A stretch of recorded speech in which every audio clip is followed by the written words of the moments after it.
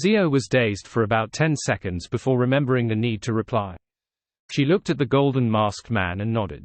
"All right, I'll take note of the people Viscount Stratford interacts with." The golden masked man seemed to sense her dazed state as he said, "There's another mission. The Church of Evernights Red Gloves are investigating something related to the Numinous Episcopate. If you have any relevant information on that, immediately inform me." Zio tersely responded, unable to extricate herself from her emotions. The golden masked man fell silent for a few seconds and asked after some deliberation, "Are you interested in directly joining MI9? You can continue maintaining your present identity, being active in Eastborough." Zio was taken aback for 2 seconds as her mouth turned agape. She was momentarily unable to make a decision. The golden masked man didn't require an immediate answer as he said with a smile, "There's no rush. Tell me your answer after you become an interrogator."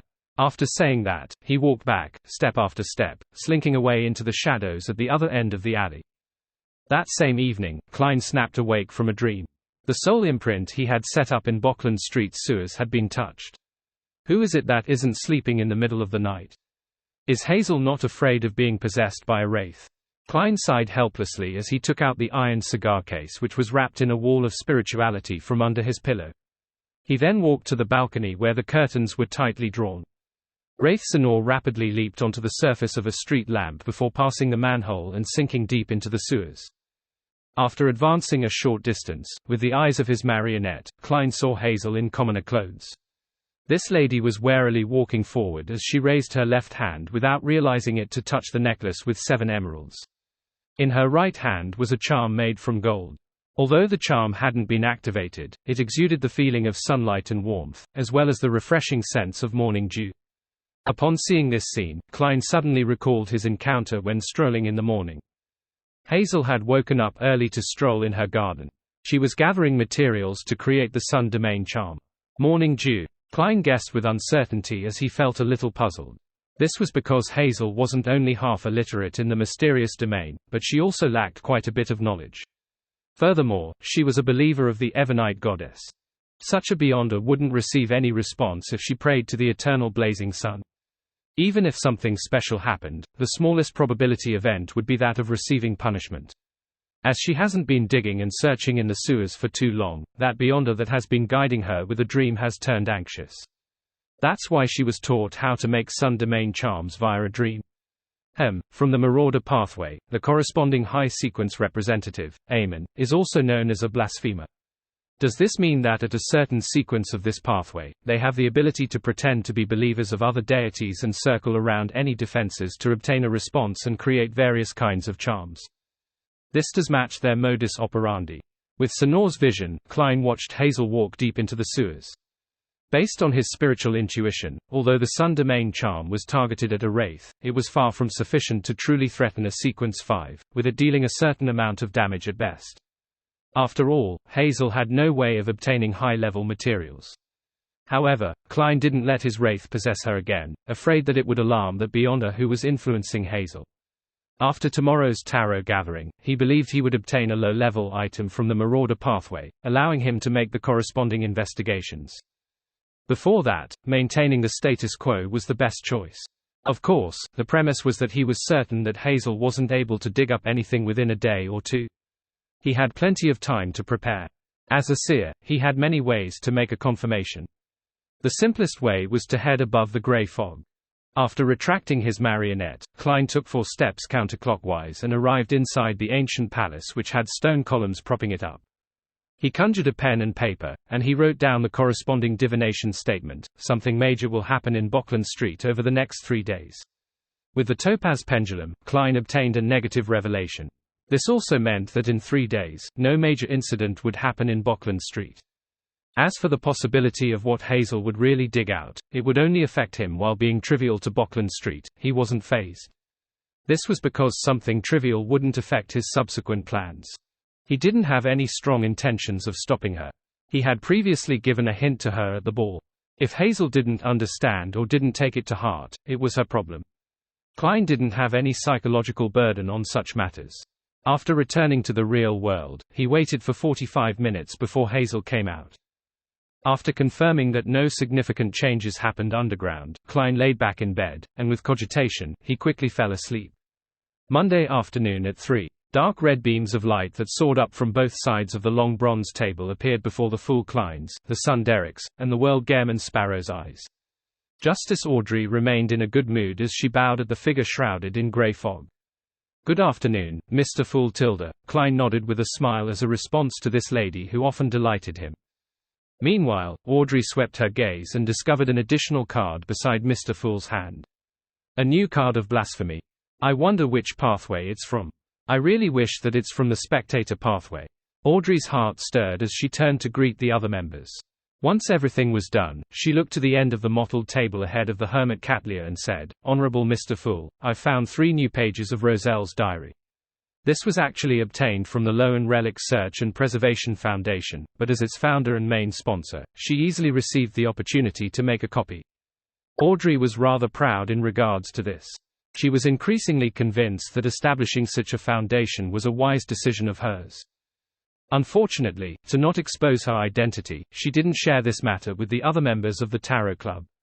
"Very good." Klein smiled with a nod, indicating that Miss Justice could conjure the diary. And at this moment, the hermit Catlia didn't interject, as though she hadn't obtained any new Roselle diary pages. "There's temporarily no response from Queen Mystic. Or has she focused her attention on something else?" Klein looked at the 3 diary pages which Miss Justice had conjured as he allowed them to jump into his palm. When he scanned them, the corners of Klein's lips nearly twitched. This was because he had encountered a familiar page of one of Roselle's sexual escapades. Compared to the pages specially chosen by Queen Mystic Bernadette that had plenty of information, the other members often obtained parts that weren't too important. The content tended to be about Roselle's daily life. The 3 pages that Miss Justice had provided was such an example. Klein casually flipped through them and discovered a diary entry that was worth a detailed read. As for the rest, it was either about him having a rendezvous with some lady or madam, or him belittling people who survived due to their status instead of intellect. He even expressed his desire for a demoness from all the rumors he heard. Soon, Klein placed his attention on the most valuable diary entry. Based on the information obtained from the church, there really are monsters in existence that are stitched at the soul level. After high-sequence Beyonders die, the Beyonder characteristics they produce will have remnants of the imprint of their soul. It can be very powerful and resilient. It might not even fully dissipate after centuries or even a millennium. But when Beyonder characteristics form a mystical item with their surrounding objects, there's a need to have a sufficiently similar soul in order to use them, otherwise, the negative effects will be extraordinary. And when such Beyonder characteristics are preserved and made into the main ingredient of a potion, the consumer similarly must have a powerful soul body to withstand it, otherwise, there's a high chance of failure. In mysticism, an advancement's failure will often lead to a loss of control or death. Only very few lucky ones can be calmed down and maintain an intricate balance. However, it's rumored that certain special sealed artifacts can draw out unfused Beyonder characteristics and recondense them. It would be akin to not having consumed the potion, so the failures will only suffer a storm-like assault on their soul. But according to my conjectures, there's likely some level of mutation at the gene level. This is because, based on the information provided, those who failed their advancement and survived by this method had mostly died from terminal illnesses within 5 years. Therefore, consuming a potion similar to one's soul body can effectively decrease the difficulty of advancements, but it will leave behind remnant soul imprints. Unknowingly, one will suffer an identity dissociation, and they would slowly transform into a monster stitched at the soul level. It's just like that high-sequence Beyonder who resurrected on his body. Resurrected. On careful thought, it's really quite terrifying.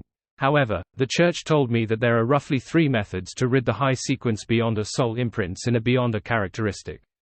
As for what they are, they didn't tell me. They don't seem simple. It's no wonder the Sauron family enjoys calling descendants who look similar to their ancestors as having talent. Hey, talent. I have to say that I do pity Florin quite a bit. Monsters stitched at the soul level. High-sequence Beyonder soul imprints. Sounds a little alarming. So high-sequence Beyonder potions have such a problem. The churches probably have a way to resolve them. They have no lack of angels and grade 0 sealed artifacts. They can shatter a Beyonder characteristic and recondense them, thus obtaining a purified one. Those ancient families probably aren't that lucky. They might not have any more angels protecting them. They might only have 1 or 2 Grade 0 sealed artifacts, but they aren't that easily used. Furthermore, different Grade 0 sealed artifacts have different uses. They might not be adequate for such matters. Klein's mind raced as he made the diary pages in his hand vanish. Then, he looked at Miss Justice and asked with a chuckle, "What do you wish to exchange them for?" Audrey was waiting for her potion ingredients, and she temporarily had nothing she lacked. Therefore, without any hesitation, she chose to satisfy her curiosity. "Honorable Mr. Fool, is that an additional card by your hand a card of blasphemy?" "Which one is it?" "I knew it. Miss Justice wouldn't not ask when she sees an additional card. I got through another question so easily." Klein secretly smiled as he casually flipped over the new card of blasphemy, showing it to Justice. "Tyrant." As expected, Gairman Sparrow has handed it over. That was Mr. Fool's goal. Alger eagerly glanced at Emperor Roselle in a papal tiara as he thought poignantly. He had already obtained the Cataclysmic and Terror potion formula, and he knew what ritual was needed. He was in a great mood and felt that, although there were obstacles ahead of him, he was filled with radiance and hope. Audrey quickly took in the details of the card of blasphemy. Tyrant card. It looks like it's the Sailor Pathway. How I envy Mr. Hanged Man. Mr. Hanged Man doesn't seem alarmed or surprised. From a psychological point of view, his reaction should have been greater than mine. He was already aware that it was the Sailor Pathway's card of blasphemy. Eliminating all other impossibilities, this is the only explanation. But how did Mr. Hanged Man know of it ahead of time?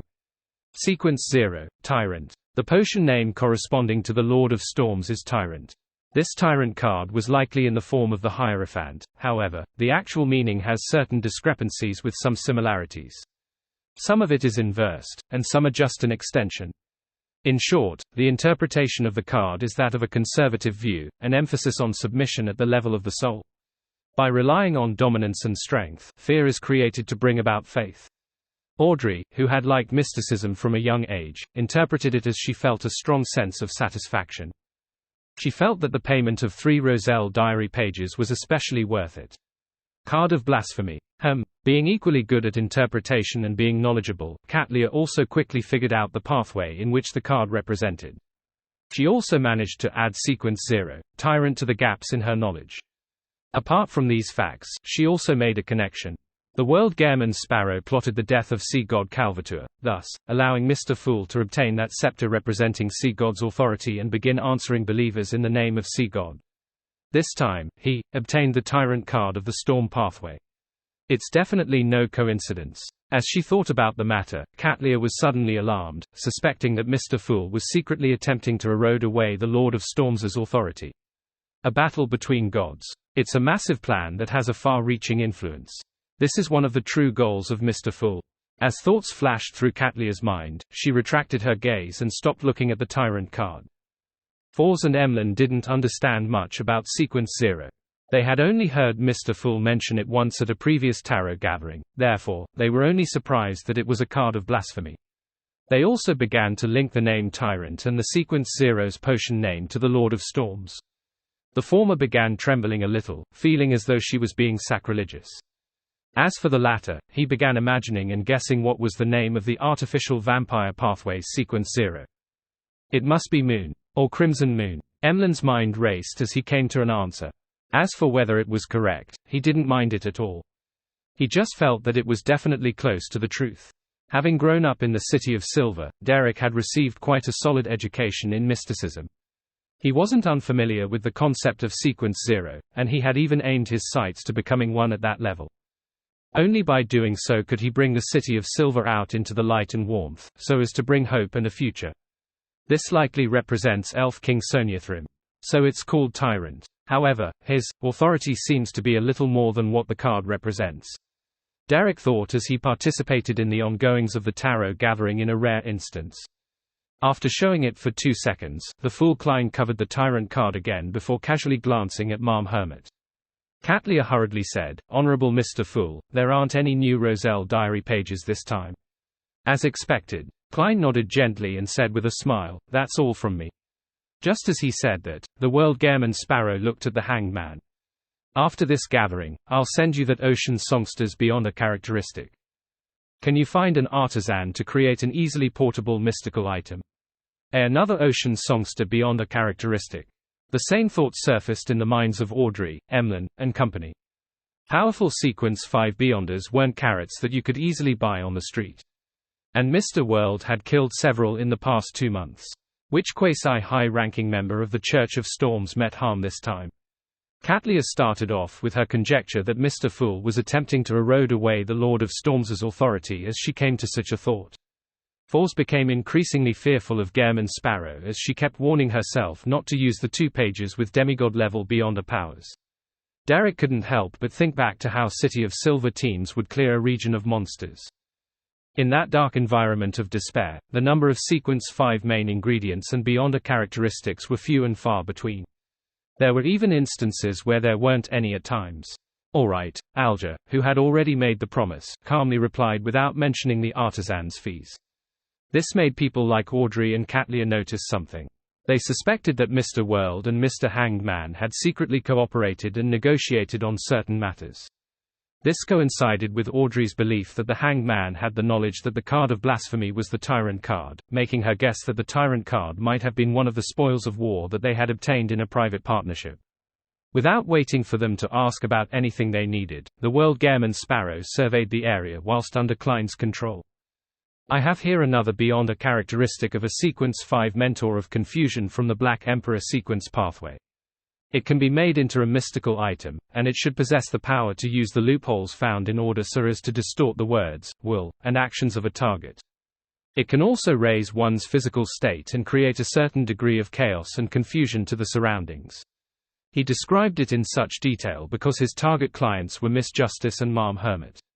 It was impossible for the 2 of them to switch to the Black Emperor pathway, so their requirements for Beyonder characteristics were naturally for a mystical item. Of course, the latter had subordinates, so it was possible to purchase Beyonder characteristics for her organization's members. Another one. And it's Sequence 5. What major event did Mr. World do last week? Audrey instantly forgot to generate interest in the Beyonder characteristic. Katlia, Emlyn, and company exchanged looks, puzzled as to which Sequence 5 Beyonder met harm again. What Alger cared about was that this belonged to the Black Emperor pathway, a Sequence 5 Mentor of Confusion. The latter was something he wasn't previously aware of.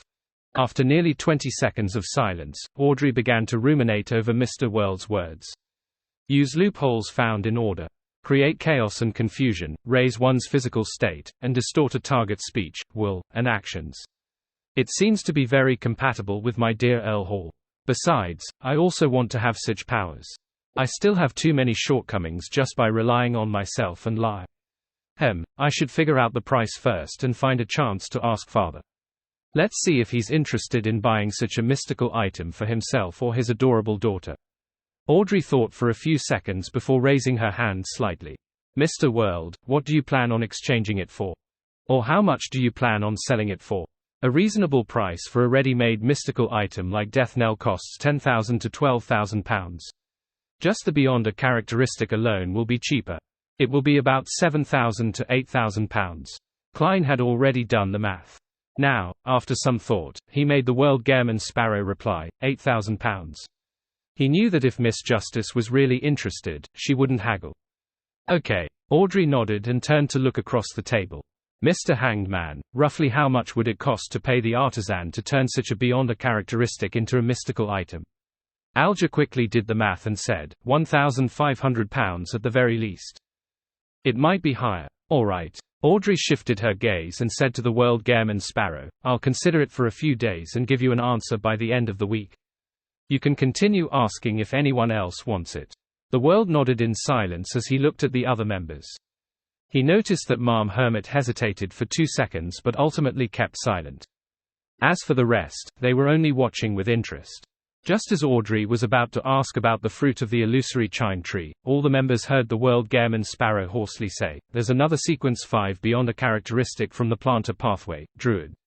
Suddenly, the palace that looked like a giant's residence turned extremely quiet. Apart from Mr. Fool, who continued observing everyone in a leisurely manner, the Hanged Man Alger didn't show any additional thoughts. Another. When did Sequence 5 Beyonder characteristics become so common? What did he do? Katlia suddenly felt baffled. She felt that the risk and hard work she had put in over the years was, in essence, no different to the commercial goods the World Gairman Sparrow was selling. It's terrifying. Falls had already begun imagining a series of stories. Impressive. Derek idolized Mr. World even more. Audrey and Emlyn remained silent for a long time, momentarily finding themselves suffering from a lack of vocabulary. After nearly 10 seconds, Katlia realized the hidden meaning behind the World Gairman Sparrow's words. He didn't mention the effects of what the Druid Beyonder characteristic can have after being made into a mystical item. He's asking me if I'll buy it for Frank. At that instant, Katlia felt an unprecedented dilemma. As the captain of the future, Katlia knew of the latent dangers that Frank Lee had better than anyone else. She knew that this first mate's strange ideas would at times be about truly terrifying and crazy developments.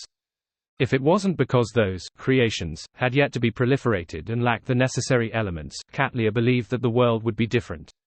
Of course, if there came such a day, she would finish off Frank Lee ahead of everyone else by feeding him to the fishes. With him lacking godhood, many things will be limited in scope even if they're considered a success. It's impossible to distribute out and bring about a greater disaster. Just advancing to Sequence 5 wouldn't result in any qualitative changes, and Frank has been holding back greatly in recent times.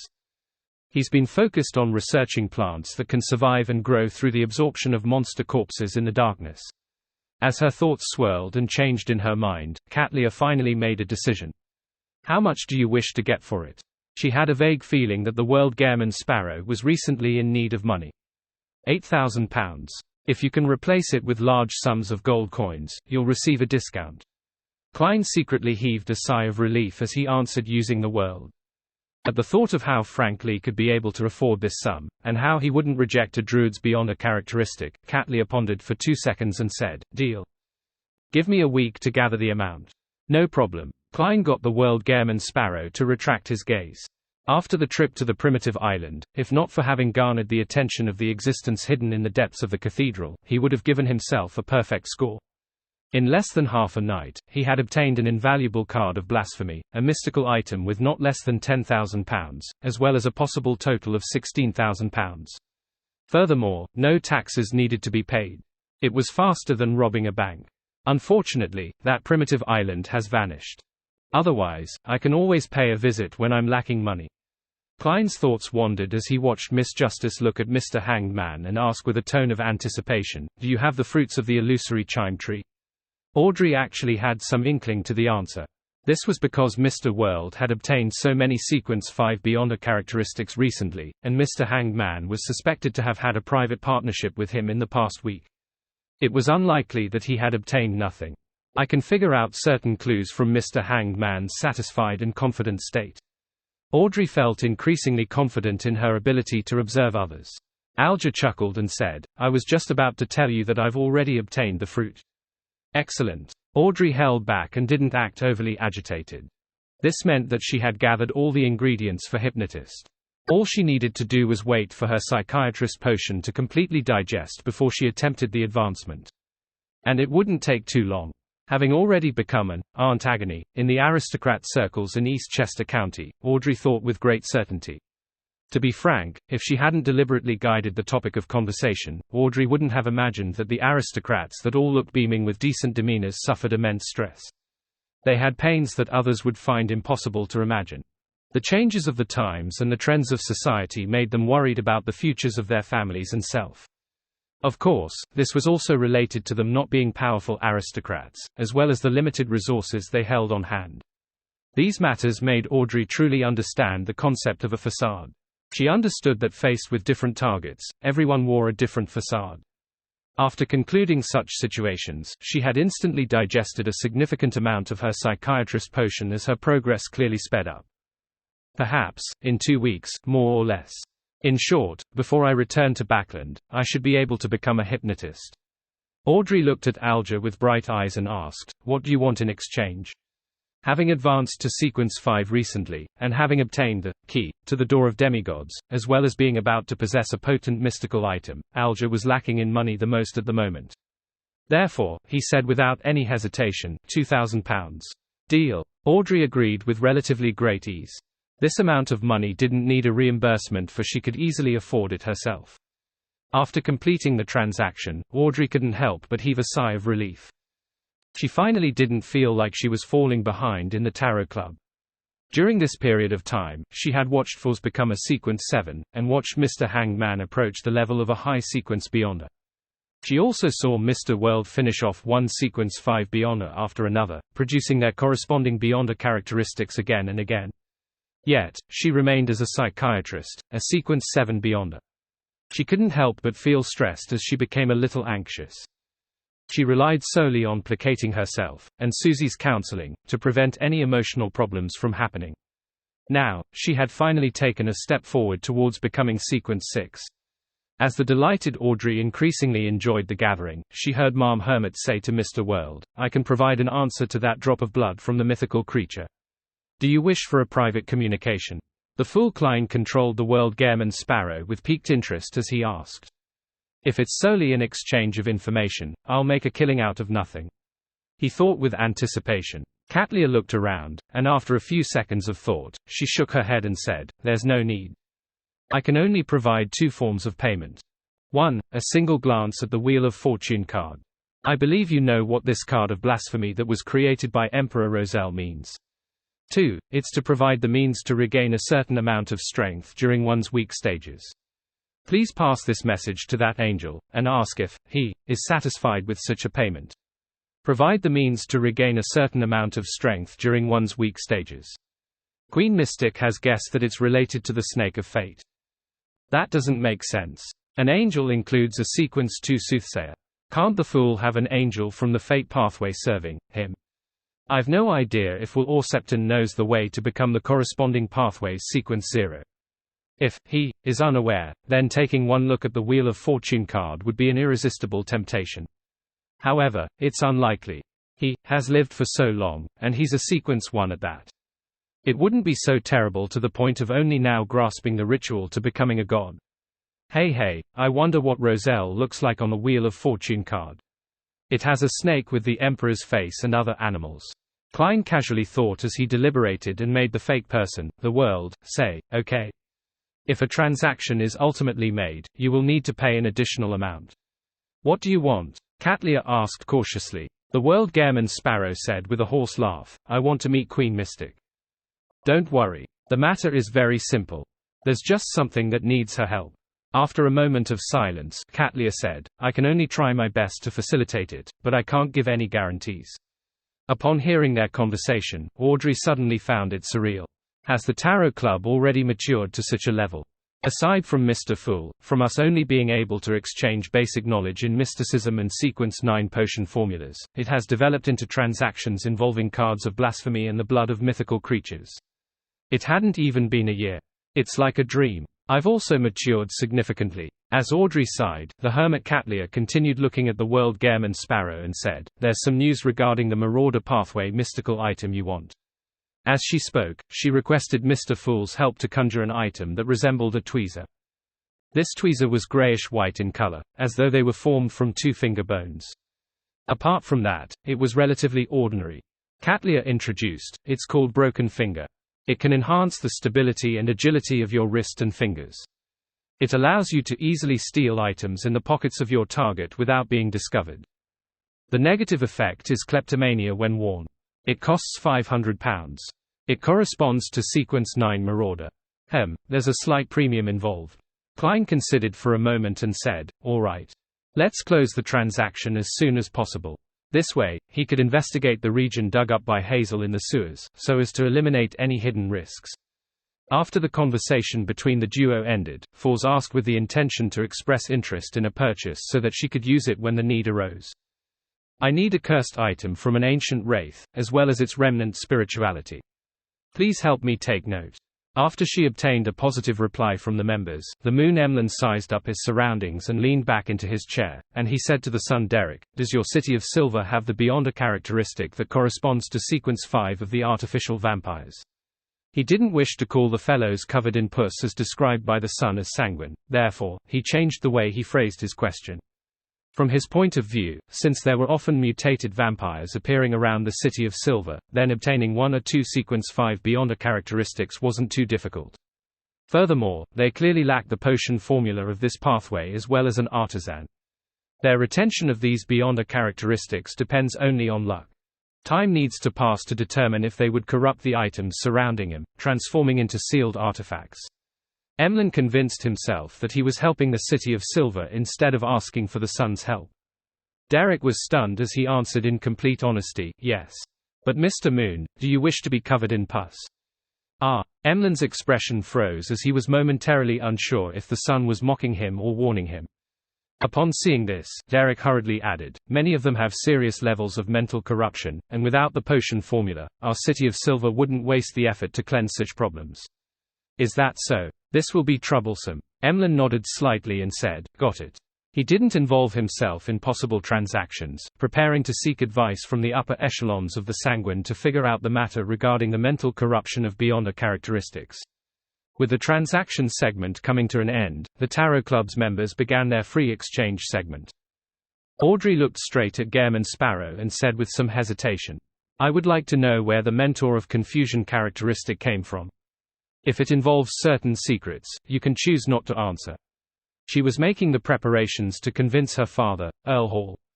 It was also to avoid any unnecessary troubles. After all, beyonders from the Black Emperor pathway might have certain connections with the military and royal family. Klein secretly laughed as he made the world answer, "It comes from a curly-haired baboon."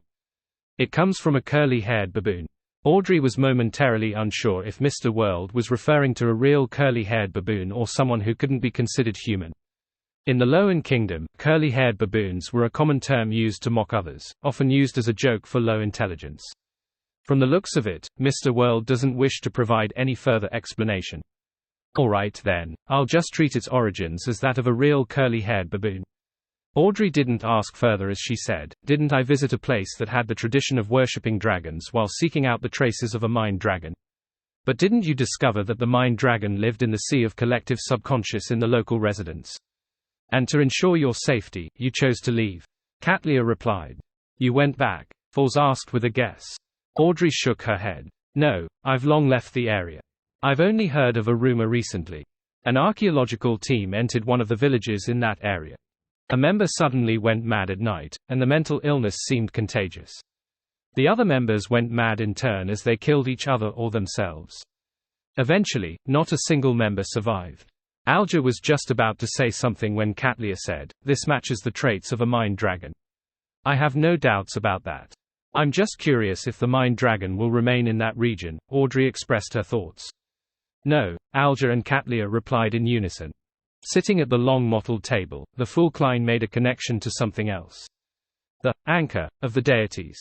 He suspected that the region's tradition of dragon worship was an anchor to stabilize the mind dragon state. Before such traditions ceased its practice, that mind dragon likely doesn't need to worry about the problem of an anchor. Therefore, after it leaves, it can hide in a new region's sea of collective subconscious. It doesn't need to take risks to enter the different dreams to create faith. This way, the three churches will lack clues to finding it. After all, they aren't experts in this domain. Even with the corresponding sealed artifacts, they will, at best, only be capable of entering the sea of collective subconscious or force the mind dragon out. Instead, the psychology alchemists might be able to figure something out. As Klein thought casually, he made the world say, "The tradition of dragon worship is very beneficial in stabilizing the mind dragon's condition. You can get people to take note of such matters. If large-scale changes occur, then it means that the mind dragon is creating similar traditions in other places." He originally wanted to mention that he suspected the mind dragon to be an angel, one at sequence 2, but on careful thought, he found it impossible to determine that.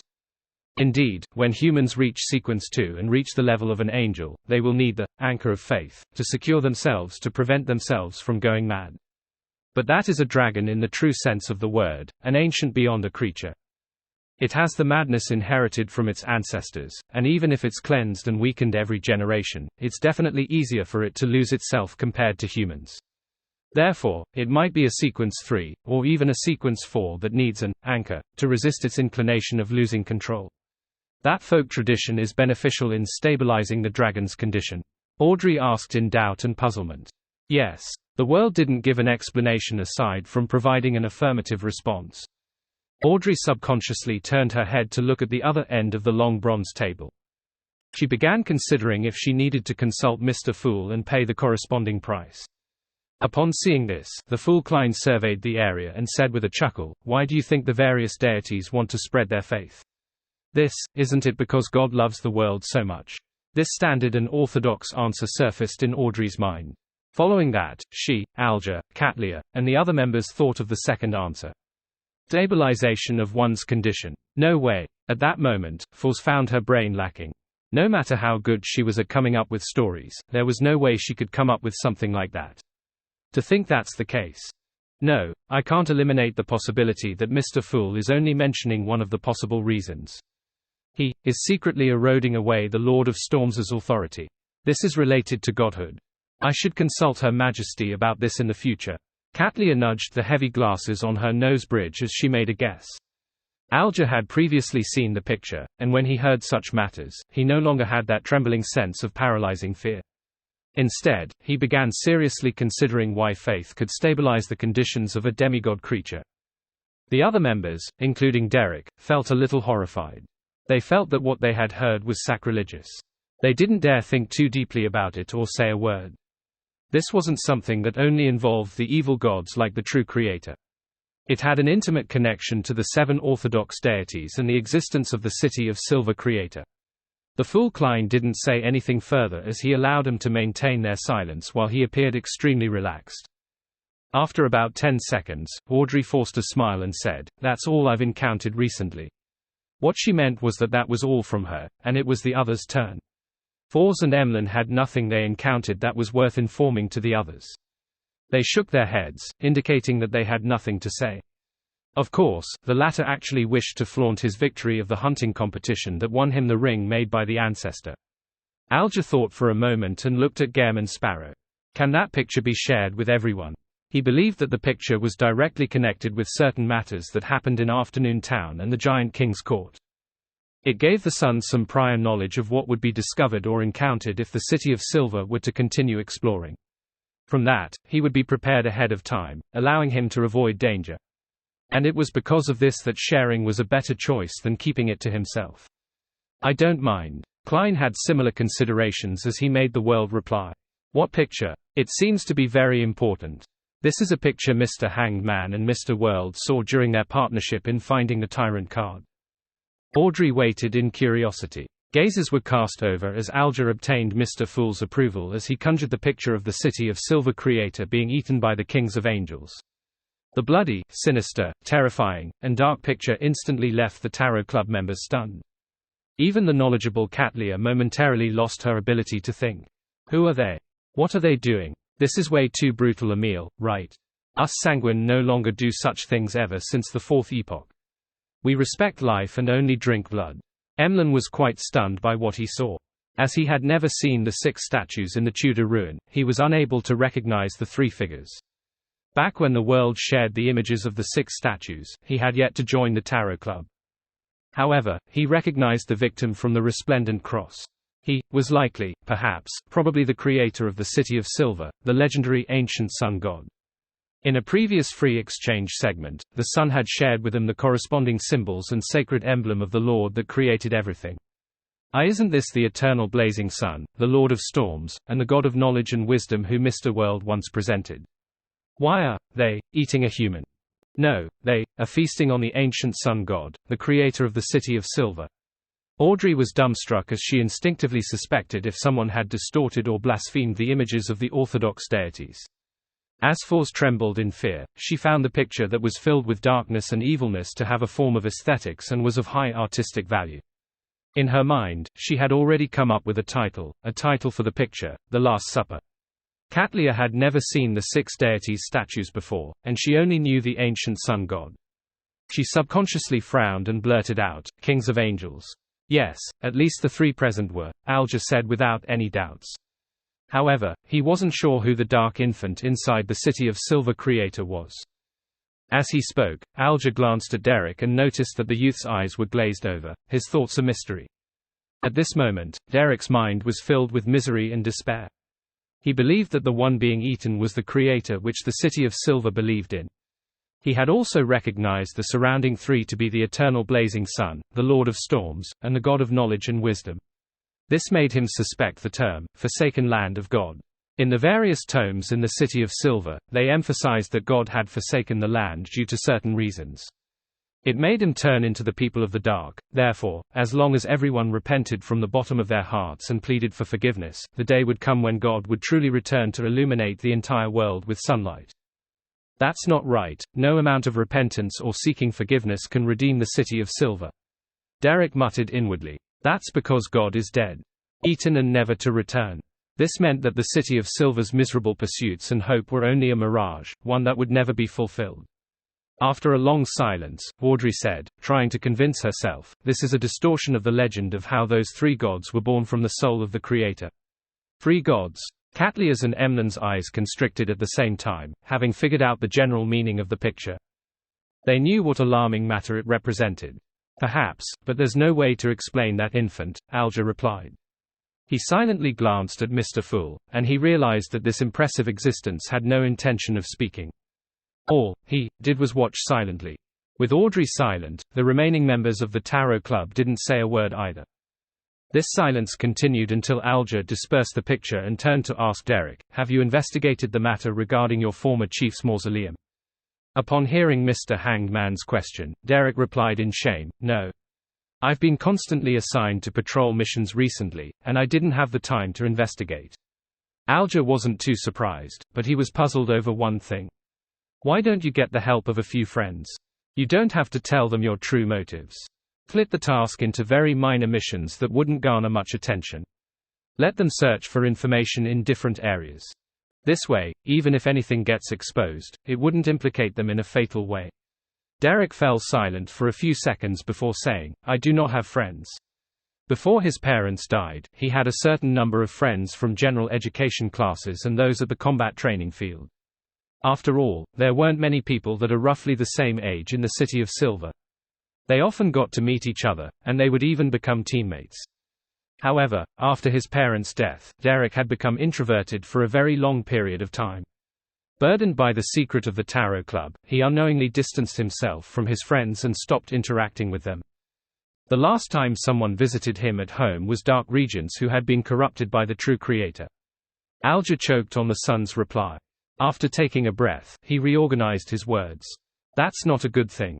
You won't be able to rescue the City of Silver just by relying on yourself. You have to unite a group of people, friends who can provide you with help during critical moments. But, this will make them be suspected. The son said hesitantly. Alger immediately said sternly, being suspected is better than being dead. The City of Silver is now at a dangerous crossroad. You have to carefully consider what needs to be done.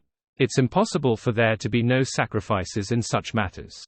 There will even be a large number of sacrifices. Do you wish for their sacrifices to be worthless, or to be of value? He didn't provide any further persuading words as he allowed Derek to inwardly struggle over what he had just said. Mr. Hanged Man is always able to find a reason to convince someone. Klein sighed and made the world Gairman Sparrow turn his head to look at Justice Audrey.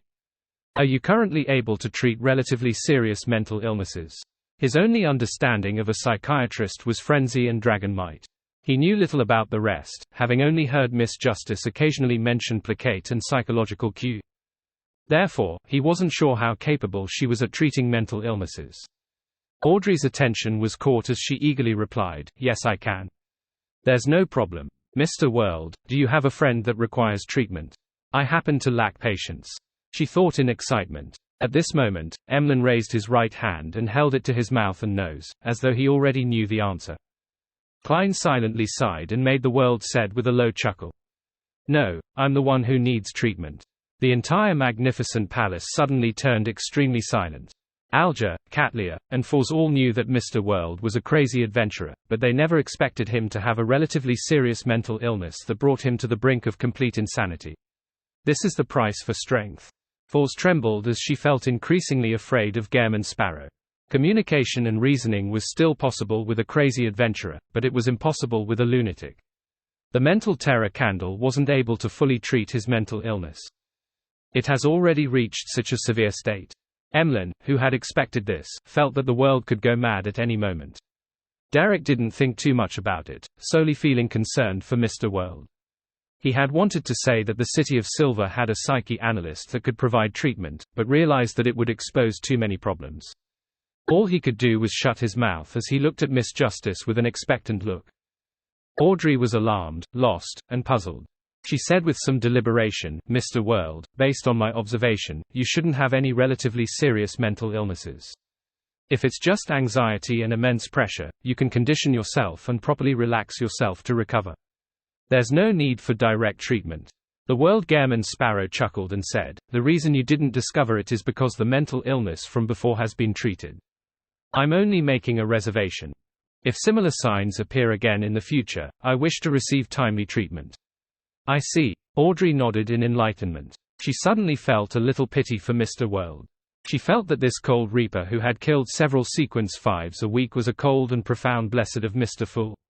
He was a powerful and fear-inducing beyonder, but he was also someone whose inner feelings resembled an ordinary person. He was currently suffering from immense stress and was being eaten away by various kinds of negative emotions, slowly walking into an abyss of pain. After a few seconds of consideration, Audrey sincerely said, "If you were within my reach, it wouldn't be a problem." After her coming-of-age ceremony, she had obtained a certain level of autonomy. She could spend her holidays at her parents' family castle, or stay in Eastchester County's Stone City on her own. However, this freedom was still limited. She couldn't head anywhere she wanted. Even in Stone City, there were many areas she couldn't visit. This could only be circumvented if she joined certain charitable organizations of the Church of the Evernite Goddess. All right. Having grazed a traveler, Klein heaved a sigh of relief. He made the World reply, "You can confirm the location when the time comes and prepare the means to not expose your identity."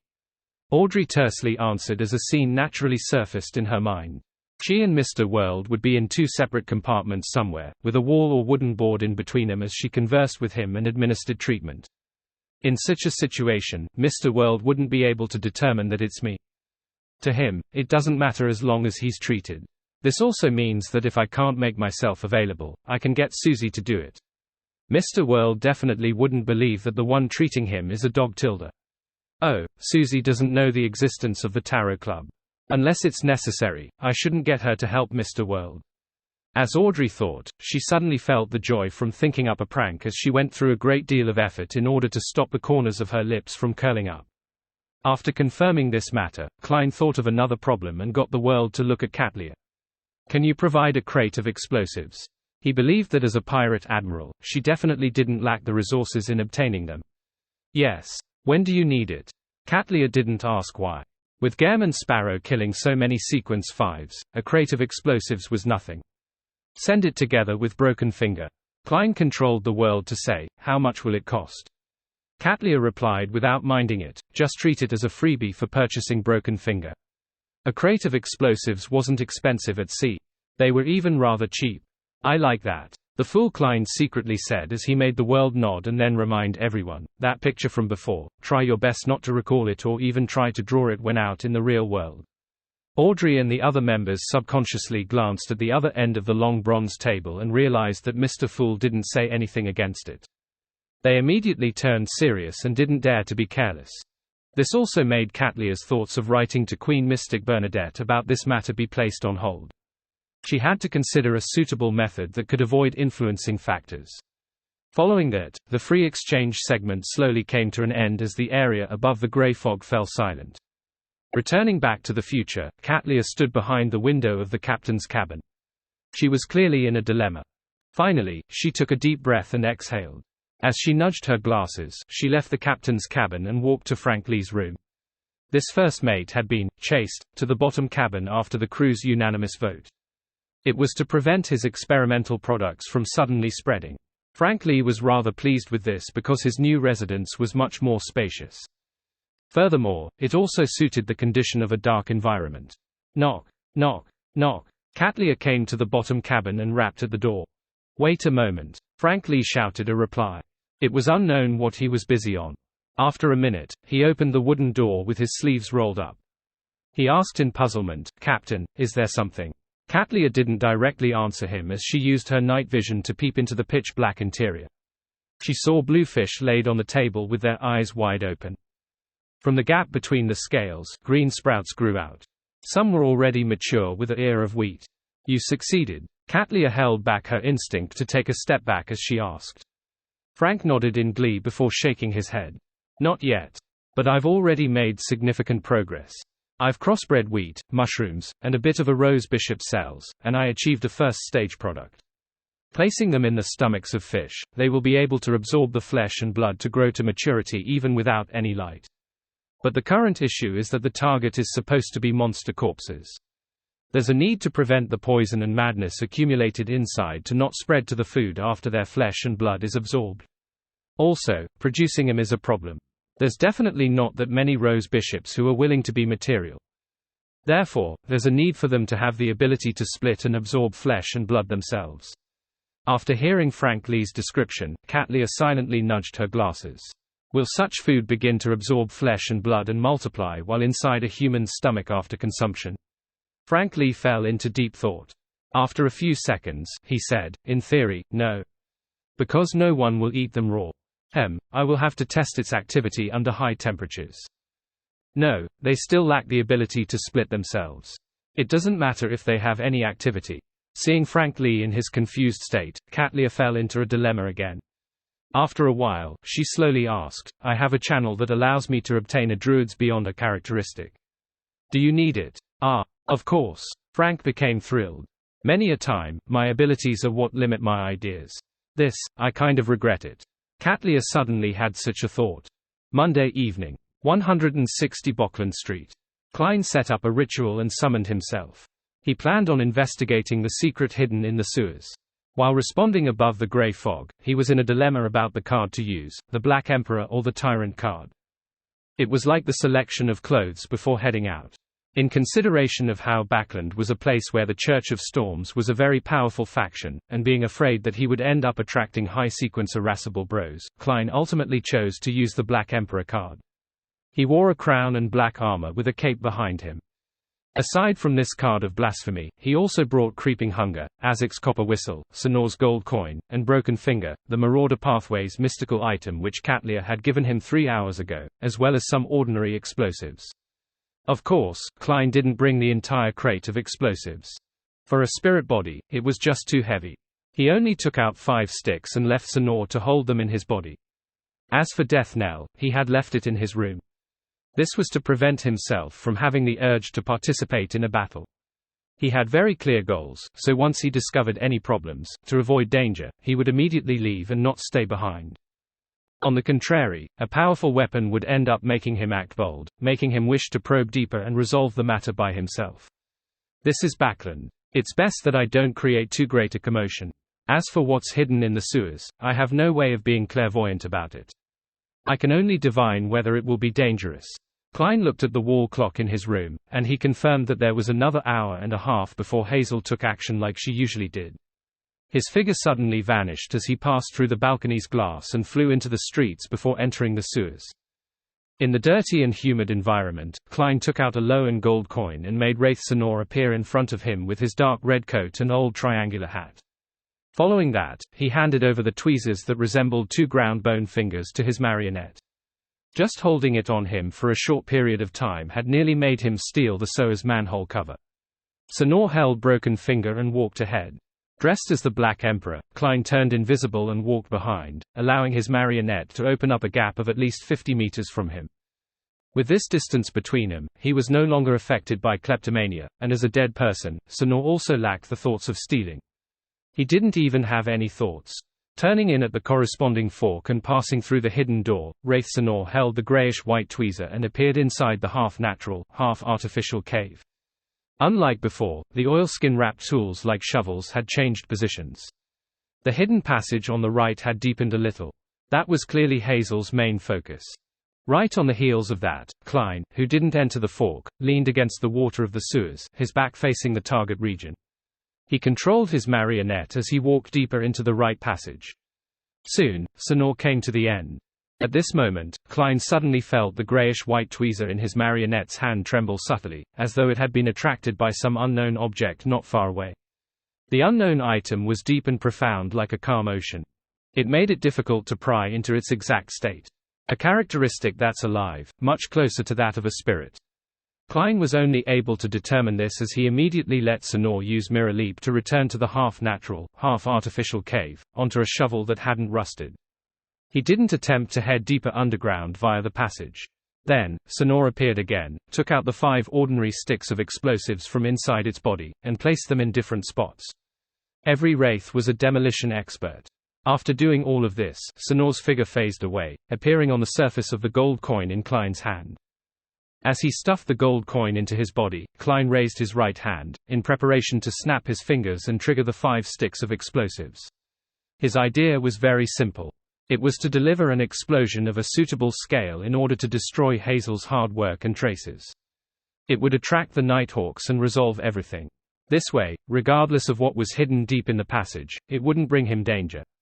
In Backland, knowing how to ingeniously sound the alarm was more effective and safer than rashly attacking by himself. This was especially so when Klein wasn't capable of determining that the matter involved a demigod. "I'm such a good citizen." As Klein gave a self-deprecating remark, he prepared to snap his fingers to ignite the explosives. Suddenly, his head swayed a little as he lowered his arm, as though nothing had happened. The cautious Klein immediately ended the summoning and returned above the gray fog. Then, he returned to the real world and entered his physical body. Just as he was about to busy himself to bring back Creeping Hunger, Sonor's gold coin, and the other items from the mysterious space above the gray fog, he frowned slightly. He seriously recalled the entire process of his late-night exploration when he was alarmed to realize that he had apparently lost a small portion of his memories. He didn't remember if he had triggered the 5 sticks of ordinary explosives. As he turned his head to sense his surroundings and confirmed that the entire street was very silent, Klein began to believe that he hadn't snapped his fingers. This is beyond a power of a dream stealer. It seems to be much stronger than Mobit. If not for the gray fog and my habit of doing an after-action review, I might not have discovered that my thoughts of triggering the explosives were stolen away. The other party might have also snapped his fingers, but without the flame-controlling powers to work in concert, nothing happened. Klein's expression turned grave as he thought, prepared to make another attempt. Similarly, to prevent himself from being tracked, he still summoned himself and responded to himself. With the Black Emperor card, Klein left 160 Bockland Street from another side, deliberately circling 2 streets away before arriving at the sewer's manhole. This time, he didn't approach the fork. Staying not far from the manhole, he used his enhanced flame controlling to sense the explosive and lifted his right hand. He raised it and lowered it as Klein rapidly ended the summoning and returned above the gray fog to prevent himself from being attacked by an unknown existence. Not in a hurry to return to the real world, he sat at the chair of the world, doing a debrief of the entire process. I forgot to trigger the explosives again. If I didn't force myself to recall this, I wouldn't have even considered such a problem. Truly quite impressive. The one that steered Hazel to the sewers to dig is probably a demigod. Why didn't he directly parasitize Hazel? Could it be due to particular reasons that he's sealed somewhere in the sewers and can only release some of his powers to drive Hazel to help him via a dream? The one that caused Broken Fingers to react abnormally via the law of beyond a characteristic convergence is also him. He is unable to control the signs in regards to this. Klein thought as he wrapped the corner of the long mottled table. After having a rough guess, he discovered that there was apparently no way of truly carrying out his original plans.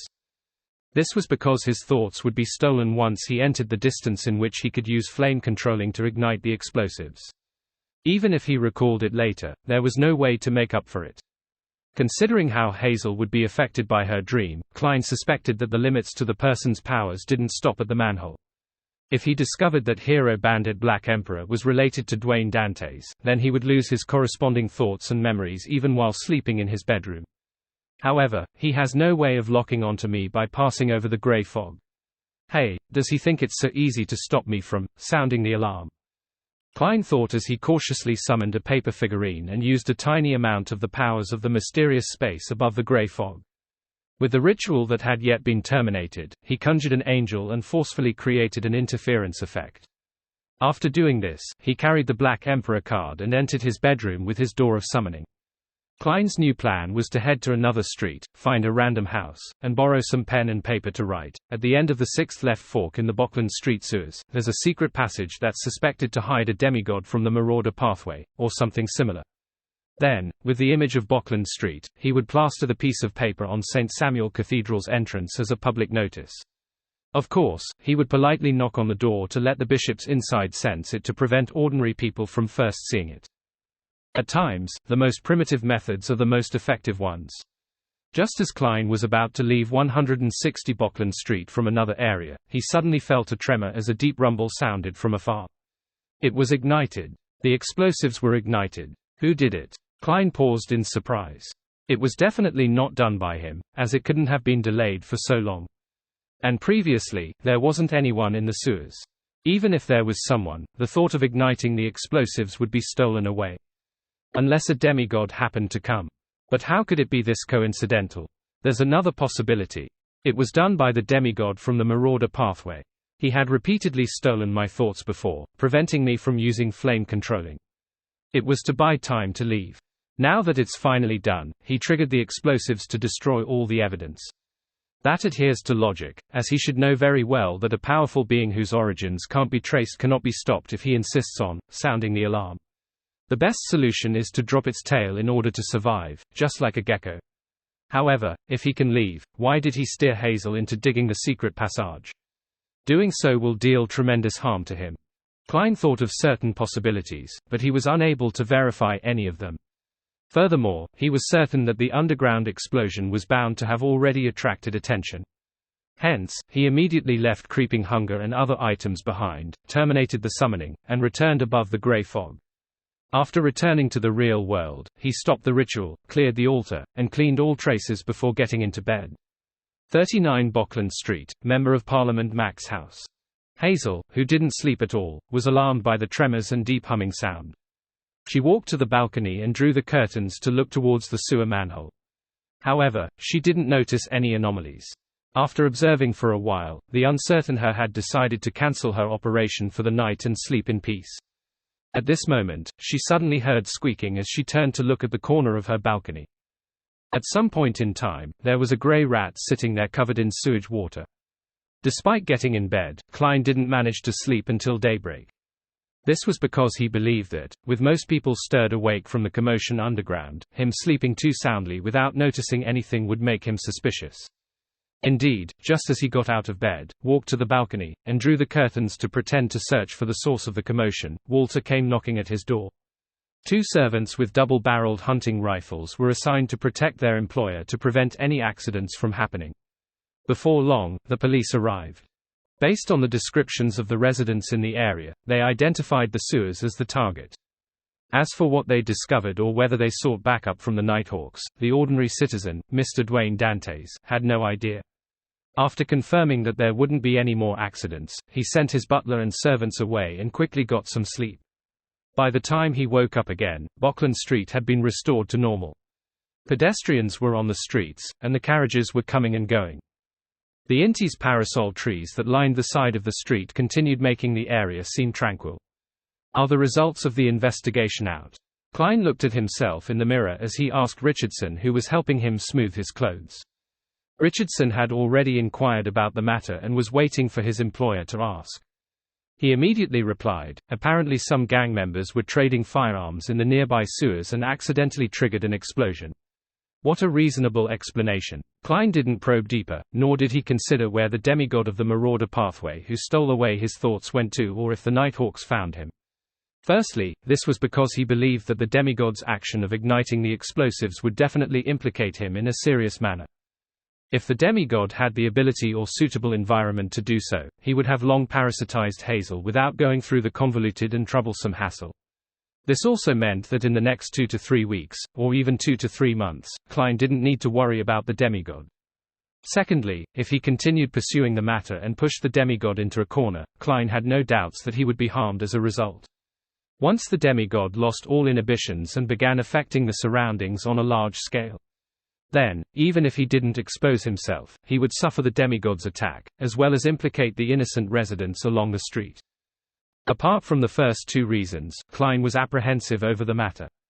If anomalies kept happening in the originally normal Bockland Street, it was bound to attract a deeper level of suspicion from the official beyonders. And all of this happened after Dwayne Dantes moved in. Even if Klein's body was covered in mouths, there was no way he could explain himself. When the time came, he would have to give up on his plans and reconsider new ones. I shouldn't head into the sewers for the time being. There's probably a trap laid by the official Beyonders. There's one thing to do. Take note of Hazel without leaving any clues. I'll observe to see if there are any abnormalities about her, and once I discover any dangerous signs, I'll immediately turn into Hero Bandit and put up advertisements at St. Samuel Cathedral. Klein went downstairs to have breakfast with a composed look. After doing so, he returned to his master bedroom and got Richardson to wait by the door. As for himself, he took out the almost torn paper crane from his wallet. He planned on using it one last time and inform Snake of Fate Will Orcepton of the choices that Admiral of Stars was offering him, and if he was agreeable or not. Typically, he could complete such matters by visiting his parents. However, without Dr. Aaron's invitation, and him lacking a sufficient reason to pay a visit, that wasn't the best choice, as it easily made others question his motives. He obviously couldn't tell Dr. Aaron that he wasn't there for him, but for the fetus in his wife's womb. After carefully unfolding the paper crane, Klein glanced at the pencil marks left on it. His intuition told him that, as long as he used an eraser, the paper would definitely tear. However, this didn't stump him. He got a black fountain pen and directly wrote on it, "The other party has made their offer." The black ink was a lot more obvious than the pencil marks, therefore, although the text overlapped, it didn't affect anyone from recognizing the words written on it. There are always more solutions than problems. Klein nodded in satisfaction as he folded the unfolded piece of paper according to its crease marks. This time, he suspected that unfolding it again would result in it tearing. In the Berg household in the City of Silver. Ever since the tarot gathering ended, Derek was like a petrified statue who sat by his bed, motionless. After an unknown period of time, he was awakened by the noise on the streets outside. However, the feeling that he was still in a nightmare continued enveloping him. It made his footsteps towards the window appear especially heavy. God might already be dead. God might not return again. Such thoughts kept resounding inside Derek's mind as he felt an irresistible sense of despair and pain.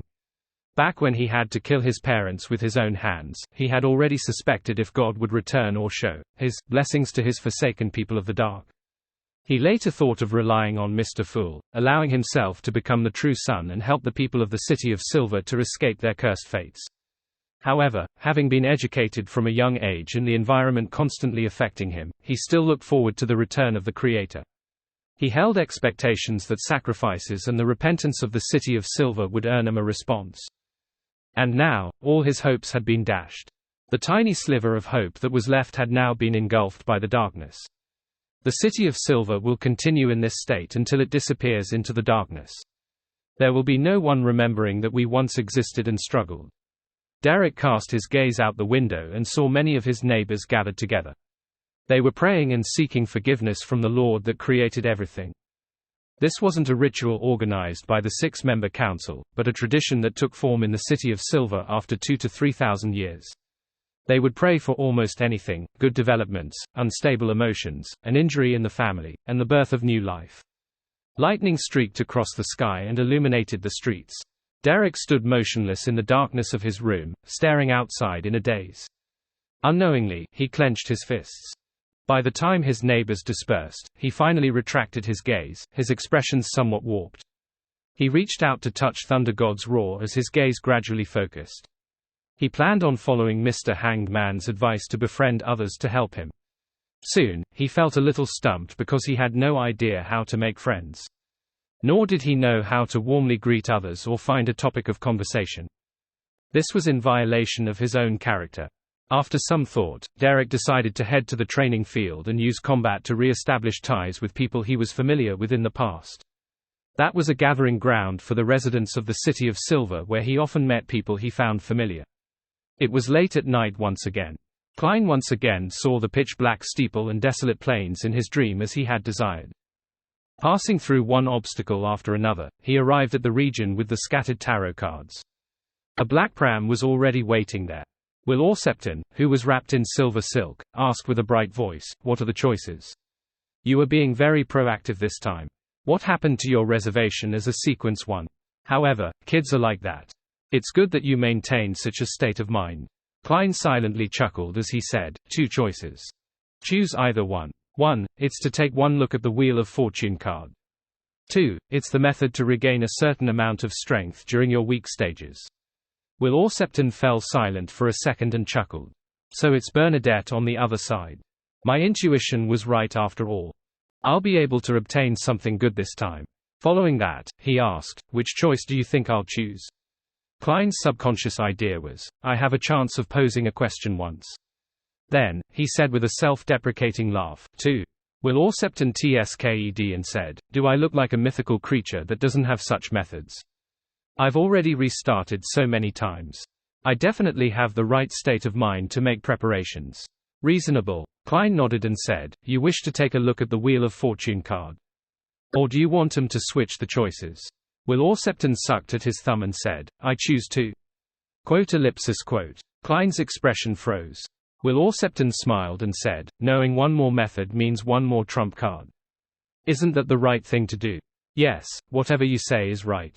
Klein replied in exasperation, all right. When can you complete the transaction? Will Orsepton waved his short arms and said, of course it's when I'm born and have the placenta blood. This will probably be in early July, but it might be brought forward. Having said that, he relaxed his limbs as he chuckled. I wouldn't mind it either if they wished to hand me the method ahead of time. They? Klein subconsciously asked, unsure how the Snake of Mercury knew that it was they, and not her, Queen Mystic, Bernadette. Will Orsepton sucked at his thumb and said indiscernibly, Bernadette has already passed that stage. The stage, that needs a drop of mythical creature blood, is likely being prepared, for her subordinate. Is that the case? Ma'am Hermit needs it. Klein asked thoughtfully, what is that drop of mythical creature blood for? The main ingredient of some potion. He connected it to the fact that a drop of divine blood from the eternal blazing sun could be used for the unshadowed potion's main ingredient. No, isn't it suicidal for other pathways to consume the blood of a fate pathway mythical creature? Will Orsepton said with a scoff. I heard that to advance from sequence 5 to sequence 4 for the mystery prior pathway, there's a need to completely analyze a drop of a mythical creature's blood and, from there, obtain complicated and massive amounts of knowledge. This is part of the ritual. As the mythical creature blood used is different, what they will be proficient at during the mysticologist stage will also differ. To think that's possible. The rituals of the different pathways and different sequences all have their unique traits. Klein bowed in enlightenment and said, thank you for your answer. Will Orsepton waved his hand and said, stop disturbing me. Letting me be born in peace is the greatest form of gratitude. Without waiting for Klein to answer, he added, giving me that method doesn't count. With that said, the black pram retreated and entered the shadows before vanishing. Klein watched the surrounding walls collapse as he silently heaved a sigh of relief. He planned on escaping to sleep again. At this moment, he froze because he discovered a new power infiltrating his dream. Another one is coming just after one left. This is more lively than in the day. As Klein changed the dream according to his wishes, he pretended to look around in a daze. Klein had set the dream to be that of 160 Bockland Street. He produced many beauties that circled around Dwayne Dantes. He did this to perfectly create the image of a knowledgeable and experienced tycoon who could only let go in his dreams while holding back in the real world to uphold his reputation. Sitting on a sofa and receiving a cup of red wine from a young lady, Klein found his surroundings suddenly change before he could even taste it. It turned from his brightly lit villa filled with elegant beauties to a dark, humid, and dirty sewer. Following that, he saw 5 familiar explosives in his hands. Aren't these the ones I placed earlier? Klein was first taken aback as he pretended to jump in fright, throwing away the explosives as he looked around warily. Noticing that there weren't any other abnormalities, he retreated one step at a time until he felt his way to an upright metallic ladder.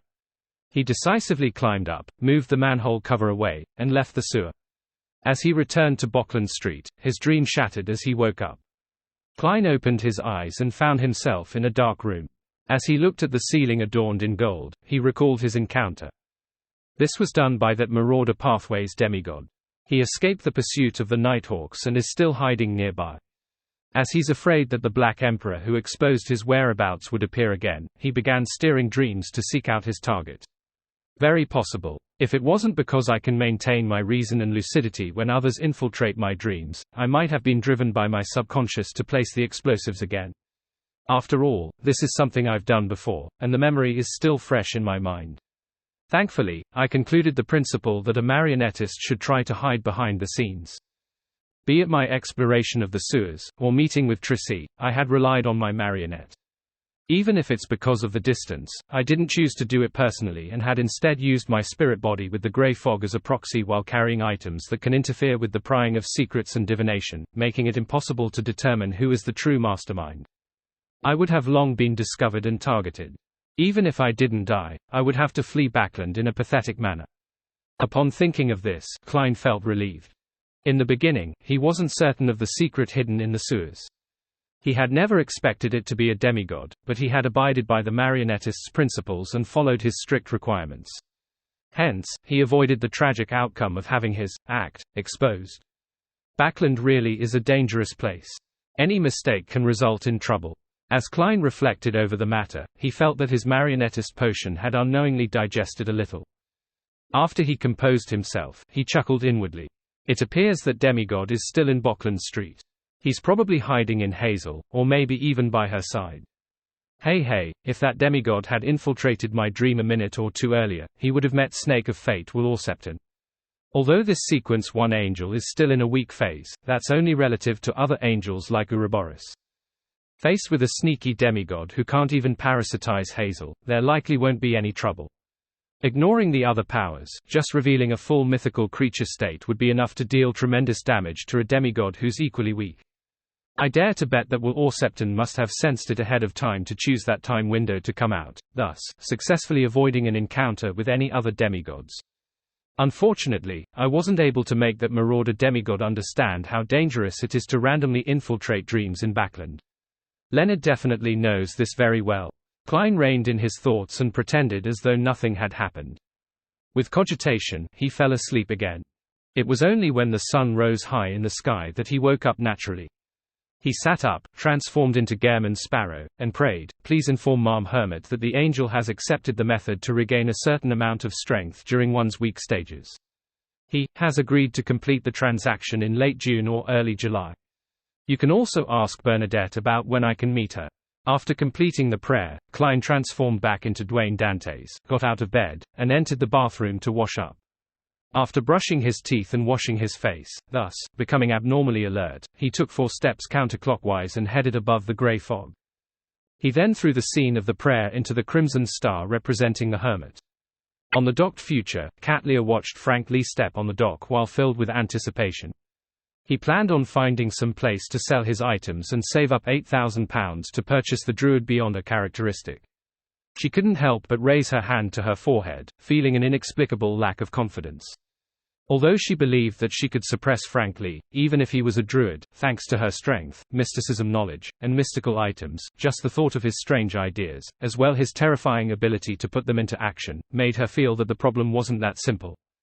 She didn't wish for a watermelon to grow on her head or participate in the taro gathering above the grey fog while covered with ears of wheat. Thankfully, he still doesn't have the druid potion formula. For now, I don't have to worry about him advancing to sequence 5. Katlia nudged her glasses as she comforted herself. At this moment, an illusory fog emanated in front of her as Gehrman Sparrow's voice sounded in her ears. That angel agreed. Katlia's expression softened as she couldn't help smiling. Once she obtained that drop of mythical creature blood, it meant that she was very close to the realm of a demigod. She already had the mysticologist potion formula. She has also completed the necessary conditions to exchange for a main ingredient from the Moses ascetic order. She also knew of the channel to obtain the other main ingredient, as well as the method to obtain it. I just need to wait until July. July. Katlia pursed her lips as her gaze penetrated the thick glasses while she surveyed her captain's cabin. Thursday afternoon. Just as Klein finished a class on ancient literature, he heard the illusory, "Stacked please." After heading above the grey fog, he discovered that the supplicant was the hermit Katlia. Admiral of Stars had requested Mr. Fool to inform the world that Queen Mystic had agreed to his request. If he was in Backland, they could meet near the entrance of the bridge on the south bank of the Tussock River at 11 in the evening. Bernadette is still in Backland. Klein conjured Gehrman Sparrow and gave a confirmatory answer. At 10:58 p.m., he entered his bathroom and took out a paper figurine from his pocket. Klein shook it and made the paper figurine turn into a Dwayne Dantes who sat on the toilet with a book in hand as though he was daydreaming. Then, he shortened himself by about 4 centimeters. His face turned thin as his facial contours became more pronounced. He had transformed into Gehrman Sparrow. Right on the heels of that, the glove on his left hand turned transparent as countless illusory figures appeared within. Following that, Klein saw the surrounding colors saturate before turning well separated and stacked. His body then phased away from the real world. He quickly traversed the spirit world, and, based on his location, kept adjusting his trajectory. In just a few seconds, he appeared at the south bank of the Tussock River where the Backland Bridge entrance was. At that moment, it was already late at night. There was no one on the bridge, and it was extremely silent. The only thing that could be seen was a platoon of soldiers guarding the bridge a short distance away. Klein was just about to find Queen Mystic Bernadette's traces when he suddenly saw green pea vines droop down from the sky, interweaving to form a lush forest. This forest didn't have a peak as the veins formed different paths that either intersected or spiraled before extending high into the sky. Klein was taken aback for a second as he casually found a pea vine and hung over a tiny trail in midair before taking steps forward. After an unknown period of time, he saw that the green plants were connected to a seat that resembled a hammock. It was gently shaking above him. Queen Mystic was sitting there, wearing a white Intis-styled shirt and a dark black jacket. By her waist was a thin rapier. Other than not wearing a triangular hat, she was dressed like a standard pirate captain. She didn't only reveal her black leather boots like she did back when she interacted with Sherlock Moriarty in Backland. At that moment, her chestnut hair cascaded down as her blue and deep eyes looked over. She gently said without any emotion, "Thank that existence behind you on my behalf. So you are still quite respectful towards the fool." The few answers I previously gave her had likely resolved some of her confusion. With a mask of Gehrman Sparrow on, Klein politely replied, "All right." Bernadette's eyes didn't shift as she continued looking at him. "Is there something this time?" Klein paused for a second as he said the words he had already prepared. "I wish to receive your help in reproducing the prolonged state of being contaminated by the core seal's power behind Cheney's Gate of the Church of Evernite." As he spoke, Klein made Wraith Senor appear beside him. Bernadette looked deeply at the upright Admiral of Blood. Without asking Gehrman Sparrow how he knew that she had the means, she calmly said, "The core seals in the different cathedrals of the Church of Evernite are different. The state of contamination will also be different. Is it the Evernite pathway, the death pathway, or something else? Is it a main diocese cathedral, or a typical central cathedral in a city?" She had directly eliminated the option of the Church of Evernite's headquarters, the Cathedral of Serenity. This was because even a king of angels wouldn't cast their sights on it. Klein thought for a moment before saying, "Diocese Cathedral. Evernite pathway." Bernadette nodded gently and said, "Then, I can allow him to suffer the corresponding contamination, but doing so will basically destroy this marionette of yours. It can still be used normally in the beginning, but with the passage of time, the contamination will worsen. He will slowly fall asleep, never to awaken. Can the time it takes for the complete contamination be pushed back?" Klein asked, holding back the pain of potentially losing a marionette. Senor was one of the most valuable assets he had. Bernadette said with a calm expression, 2 months is the limit. Klein struggled inwardly for 2 seconds before replying in a deadpan manner, "All right." He then pressed his hand to his chest and bowed. "Thank you for your help." Bernadette didn't say a word as she retracted her gaze. She extended her right hand as words that were written in Jotun, Dragonese, Elvish, and ancient Hermes appeared in midair. These words interwove into strange symbols with a star-like radiance, as though they were opening a secret door that led deep into the spirit world. With the secret door opened, a gust of wind blew, conjuring the upper body of a man that was covered in white cloth. "Sleep bugle," Bernadette said gently but sternly. The man who had a torso and wind for his bottom replied reverently, pulling out a human skull from the white cloth. The skull's eye sockets were deeply recessed and dark, it was impossible to see the bottom. The rest of the skull was covered with holes of different shapes and cracks. It was white like a piece of jade. Bernadette took the sleep bugle and glanced at Gehrman Sparrow. "Go back at least 50 meters. Klein didn't ask why as he left Senor in his original spot, and he quickly distanced himself along the pea-vine path. After exceeding 50 meters, he suddenly heard a distant and serene melody that was filled with sorrow and gloom. Subconsciously, Klein looked up at the area covered by the pea vines. Bernadette was sitting with her back slightly hunched. Her chestnut hair was fluttering as her head was bowed. She had placed the human skull to her mouth, letting the orifices produce an airstream that appeared like the orchestrated movement of the night. The movement brought with it the power of calmness and faint melancholy. Bit by bit, it spread out without alarming the soldiers guarding the bridge beyond the pea-vine forest. Klein stood there and listened seriously when he suddenly had a pining for home.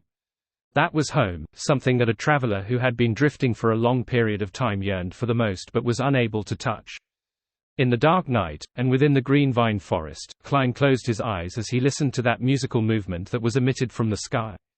He felt calm in both body and mind, but he felt a faint sense of depression and sadness grow, emanate, and resonate.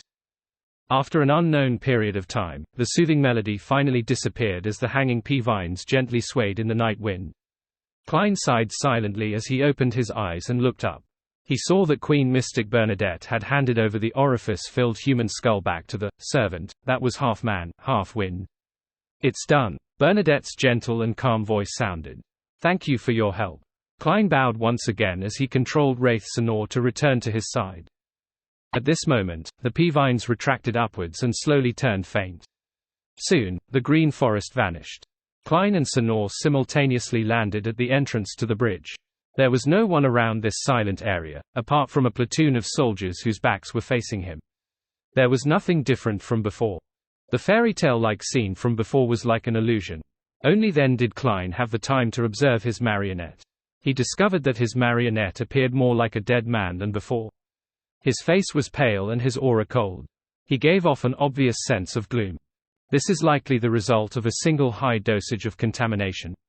If it's just guarding Cheney's gate for 1 to 2 times a week, with each duty happening during the day, it wouldn't be this serious. It's impossible that 2 months is the limit. If that's the case, even if it's the church of an orthodox deity, it won't be able to afford such losses. I expect a normal keeper to live for several years, or even more than 10 years. However, it's easy to mutate midway and lose control. Sigh, they likely already know of the outcome when they chose to become keepers.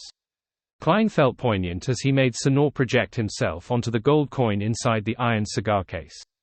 Following that, he used traveling to head out to sea. After selecting food for creeping hunger, he returned to his master bedroom's bathroom in 160 Bockland Street. The 5th of June. Sunday. Inside the Hall family castle.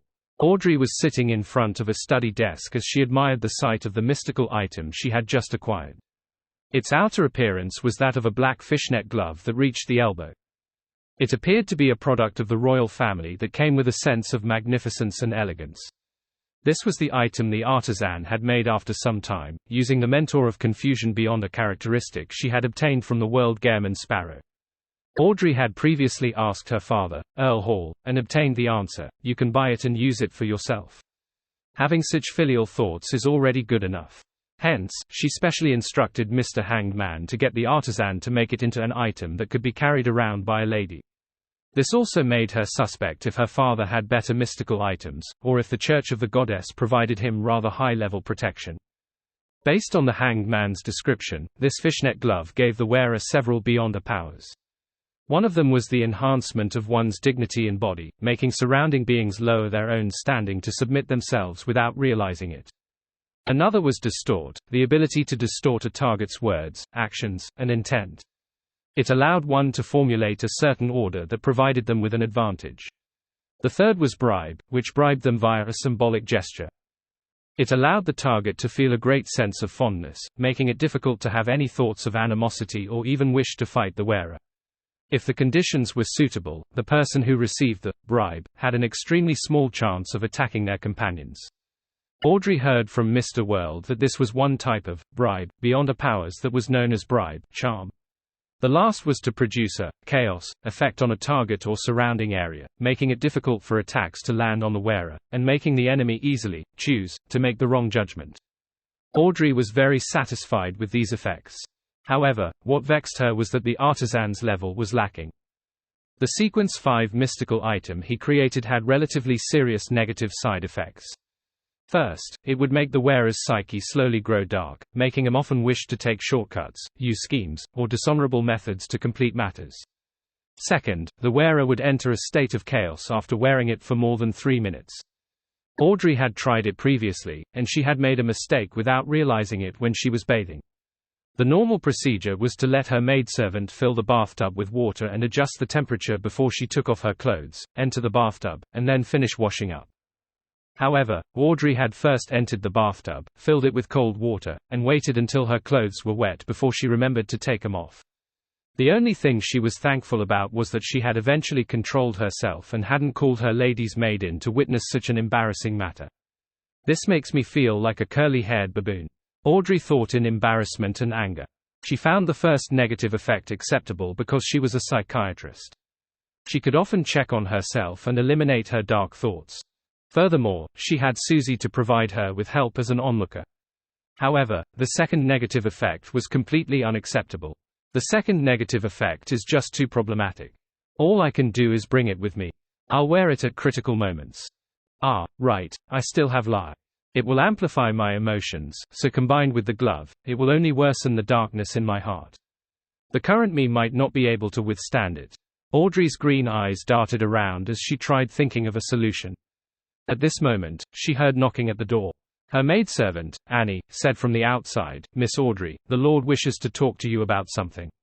Audrey left the black fishnet glove on the door as she stood up and came to the door to open it.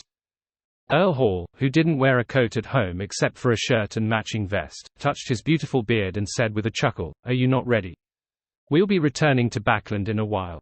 Tomorrow night will be your 18th birthday party." As he spoke, Earl Hall looked at Annie and company, indicating that they should retreat. "Sigh, it's the annual socializing season again." Audrey nodded, feigning her maturity.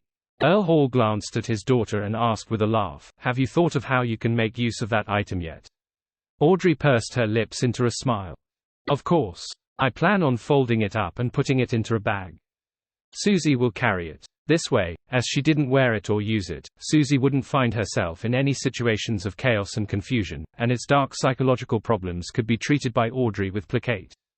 More importantly, without lie's amplification, Susie, who was also a psychiatrist, could also check on herself inwardly and regulate her mental state from time to time. Earl Hall was taken aback as he praised with a surprised smile, "That's a smart solution." Audrey felt smug, but she said in a reserved manner, "I plan on calling it the Hand of Horror." "Dear Earl, thank you for the birthday present Tilda. In a few more days, I can concoct the potion and attempt an advancement." Audrey added inwardly in joy. Sunday night. 160 Bockland Street. Klein stood on his balcony as he peeped at the street through the gap in the curtains. He couldn't help but feel somewhat nervous. If nothing unexpected happened, he planned on beginning his plan of stealing the Antigonus family's notebook in a while. With Queen Mystic Bernadette's help, he had made his marionette enter a contaminated state. From his frequent visits to the cathedral for praying, Bible studies, and donations, he had figured out the keeper's duty roster. There was only one thing left that was necessary for the preparations of Klein's theft. That was to secretly replace his target without anyone noticing it. Based on Klein's understanding of the situation, the keepers would head underground at daybreak. And it was during such times when the cathedral remained close. To directly infiltrate inside ran the risk of being discovered by a demigod like the diocese's archbishop. It could be said that there was no chance of success. Therefore, Klein's plan was to infiltrate the cathedral one day earlier and patiently wait for an opportunity. This undoubtedly needed a sufficient disguise, but this didn't stump a faceless. After observing for some time, Klein discovered that the church held a major mass on Sunday night. This was because Sunday and the night were symbols for the goddess. And after the mass ended, the servants would be busy clearing the trash and throwing him outside. Klein's plan was to seize this opportunity to knock a servant unconscious and enter the cathedral while disguised as the servant before sleeping in the servants' quarters. For this, he had even purchased a dosage that was able to let a person fall into a deep sleep for 10 hours without causing any physical harm. He bought it from Emlyn for £5. Phew! After a few minutes, Klein slowly exhaled as he drew the curtains. He walked back to his bedroom, took 4 steps counterclockwise, and went above the grey fog. Sitting in the fool's chair, he thought in silence for a minute before conjuring a pen and paper. He wrote the divination statement, "This theft of the Antigonus family's notebook will be dangerous." After putting down the dark red fountain pen, Klein removed the spirit pendulum from his left wrist. Using his left hand to hold the chain, he let the topaz hang down over the paper in close proximity with it. He entered cogitation, closed his eyes, and silently chanted the divination statement. After repeating it 7 times, he slowly opened his eyes and saw the spirit pendulum spinning clockwise with an ordinary amplitude and frequency. There's danger, but it's within an acceptable range. Klein quickly made an interpretation. In fact, he was a little worried if his divination was being interfered with, just like how the Mother Tree of Desire had done so. However, he had no way of verifying it, much less falsify the possibility. Therefore, when the divination outcome, plans, and preparations satisfied the required conditions, Klein had made up his mind. He looked at the hanging topaz that slowly came to a halt. In Chinese, he said in a heavy voice, "A strung bow is poised to strike." Before he finished his sentence, Klein let his spirituality envelop himself as he simulated the feeling of falling, and he returned to the real world. This time, he planned on only bringing 3 items with him: Creeping Hunger, Sonor's gold coin, and Azek's copper whistle. The characteristic they had in common was that they could be stored inside an iron cigar case. He could use Paper Angel and a wall of spirituality to provide a double layer of screening. As for the other items, there was a high chance that they couldn't pass through Cheney's gate, as they could easily trigger an anomaly at the core seal. Therefore, Klein had left the rest of his items, as well as his money, above the grey fog, prepared to immediately flee if anything went wrong. It's just that the 3% coin company shares worth £12,800 is tied to Dwayne Dantes' identity. Klein quickly reined in his thoughts, picked up a mirror, and placed it on the pillow. Following that, he drew the mysterious symbol used for summoning a Rhodes. The mirror on Klein's pillow glowed with an aqueous luster as silver points of light gathered to form Loaney's words: "Exalted Great Master, your loyal and humble servant, a Rhodes, is constantly at your service." Klein stood beside the bed and looked at the mirror before calmly asking, "Where is the Antigonus family's notebook located behind St. Samuel Cathedral's Cheney's Gate?" He wanted to confirm the location so that he could directly head for his target and complete his plan in the shortest time possible.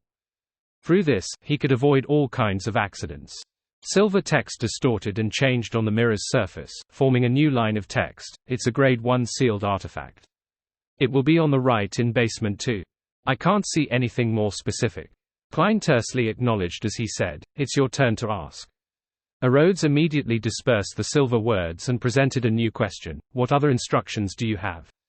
If this were any other time, Klein definitely would have secretly TSKED, but his high-strung mind made him nod. "Just watch over my illusion like before to deal with any accidents." "All right, Master." Rhodes didn't hesitate to give an answer as it hurriedly added, "I will hold back my instincts. I swear to you, the great ruler above the spirit world." Klein nodded gently, took 2 steps forward, and made the mirror look like Dwayne Dantes. The image became clearer and bigger until it looked real. After some slight adjustments, Klein made it lie in bed as though it was already sleeping. At this moment, he saw Dwayne Dantes turn his head over and smile at him with a toady look. At the same time, he reached out his hands and pulled the blanket towards his head.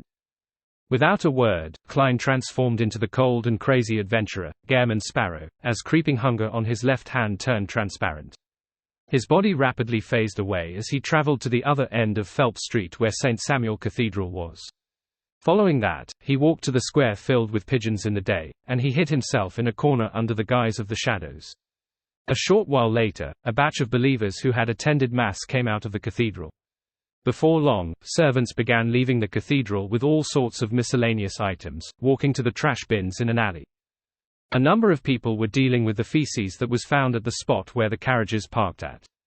At this moment, a servant's body suddenly trembled before he bowed his head. He seriously began cleaning the area, and he even proactively walked towards the square as though he wanted to clean the trash there. He slowly opened up a distance from the others until he came to a shadowy area.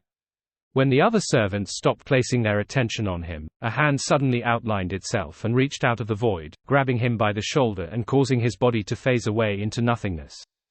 Klein had directly traveled to a cheap 2-bedroom condominium in East Borough. He had teleported over a few days ago with another identity to rent it. A traveler's ability is really convenient. The only problem is that I need to have a pirate sacrifice his life every time. Klein lampooned to relieve his anxiety as he made the servant lie in bed. Then, he took out a long metal vial and threw it at him. The servant caught it and pulled out the stopper before gulping down the soporific medicine in it. In a few seconds, he fell into a deep slumber as Sonor surfaced to the side. Klein observed the servant on the bed as his body suddenly softened like he had transformed into a slime monster. However, he didn't collapse into a pool.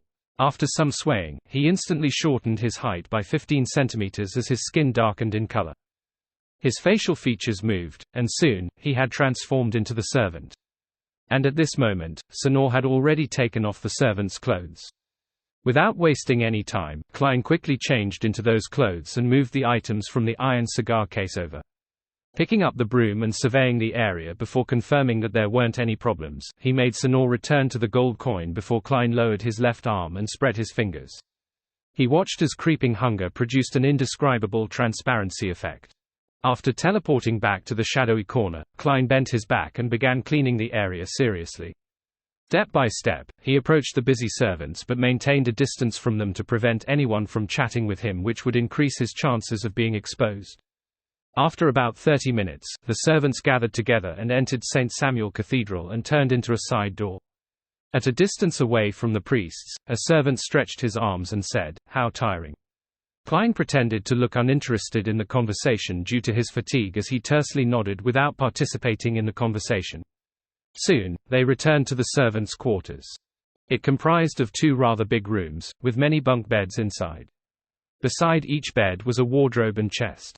Klein was immediately at a loss. He didn't know whether to head left or right. Thankfully, he was a seer. He could solely rely on his spiritual intuition on matters that didn't involve beyonders or mysterious domains.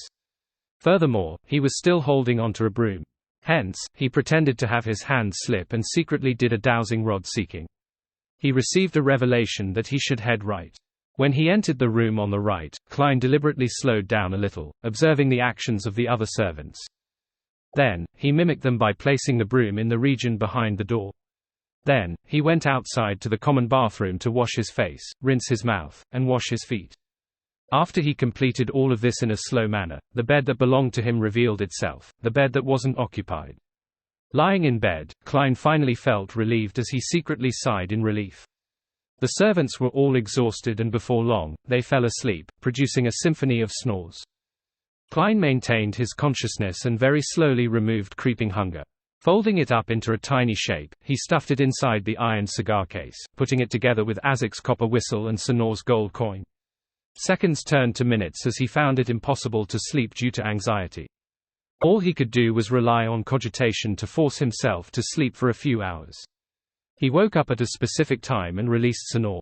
This marionette's cold aura rapidly melded with the surroundings as the spirit-body threads collapsed inwardly, gradually turning black without any origins. It can still be controlled. Klein nodded indiscernibly and made the wraith use the stained glass windows high above and the bright stone floor tiles to arrive at the staircase that led to the keepers above. He believed that if Sonor hadn't been contaminated ahead of time, making Cheney's Gate's core seal think of it as one of its own, it definitely would have reacted and cleansed it. How could a wraith have the ability to move freely in an Orthodox church's cathedral? And due to the tacit approval from the core seal and the disruption from the paper angel, the demigod-level archbishop that lived somewhere in the cathedral wasn't alerted.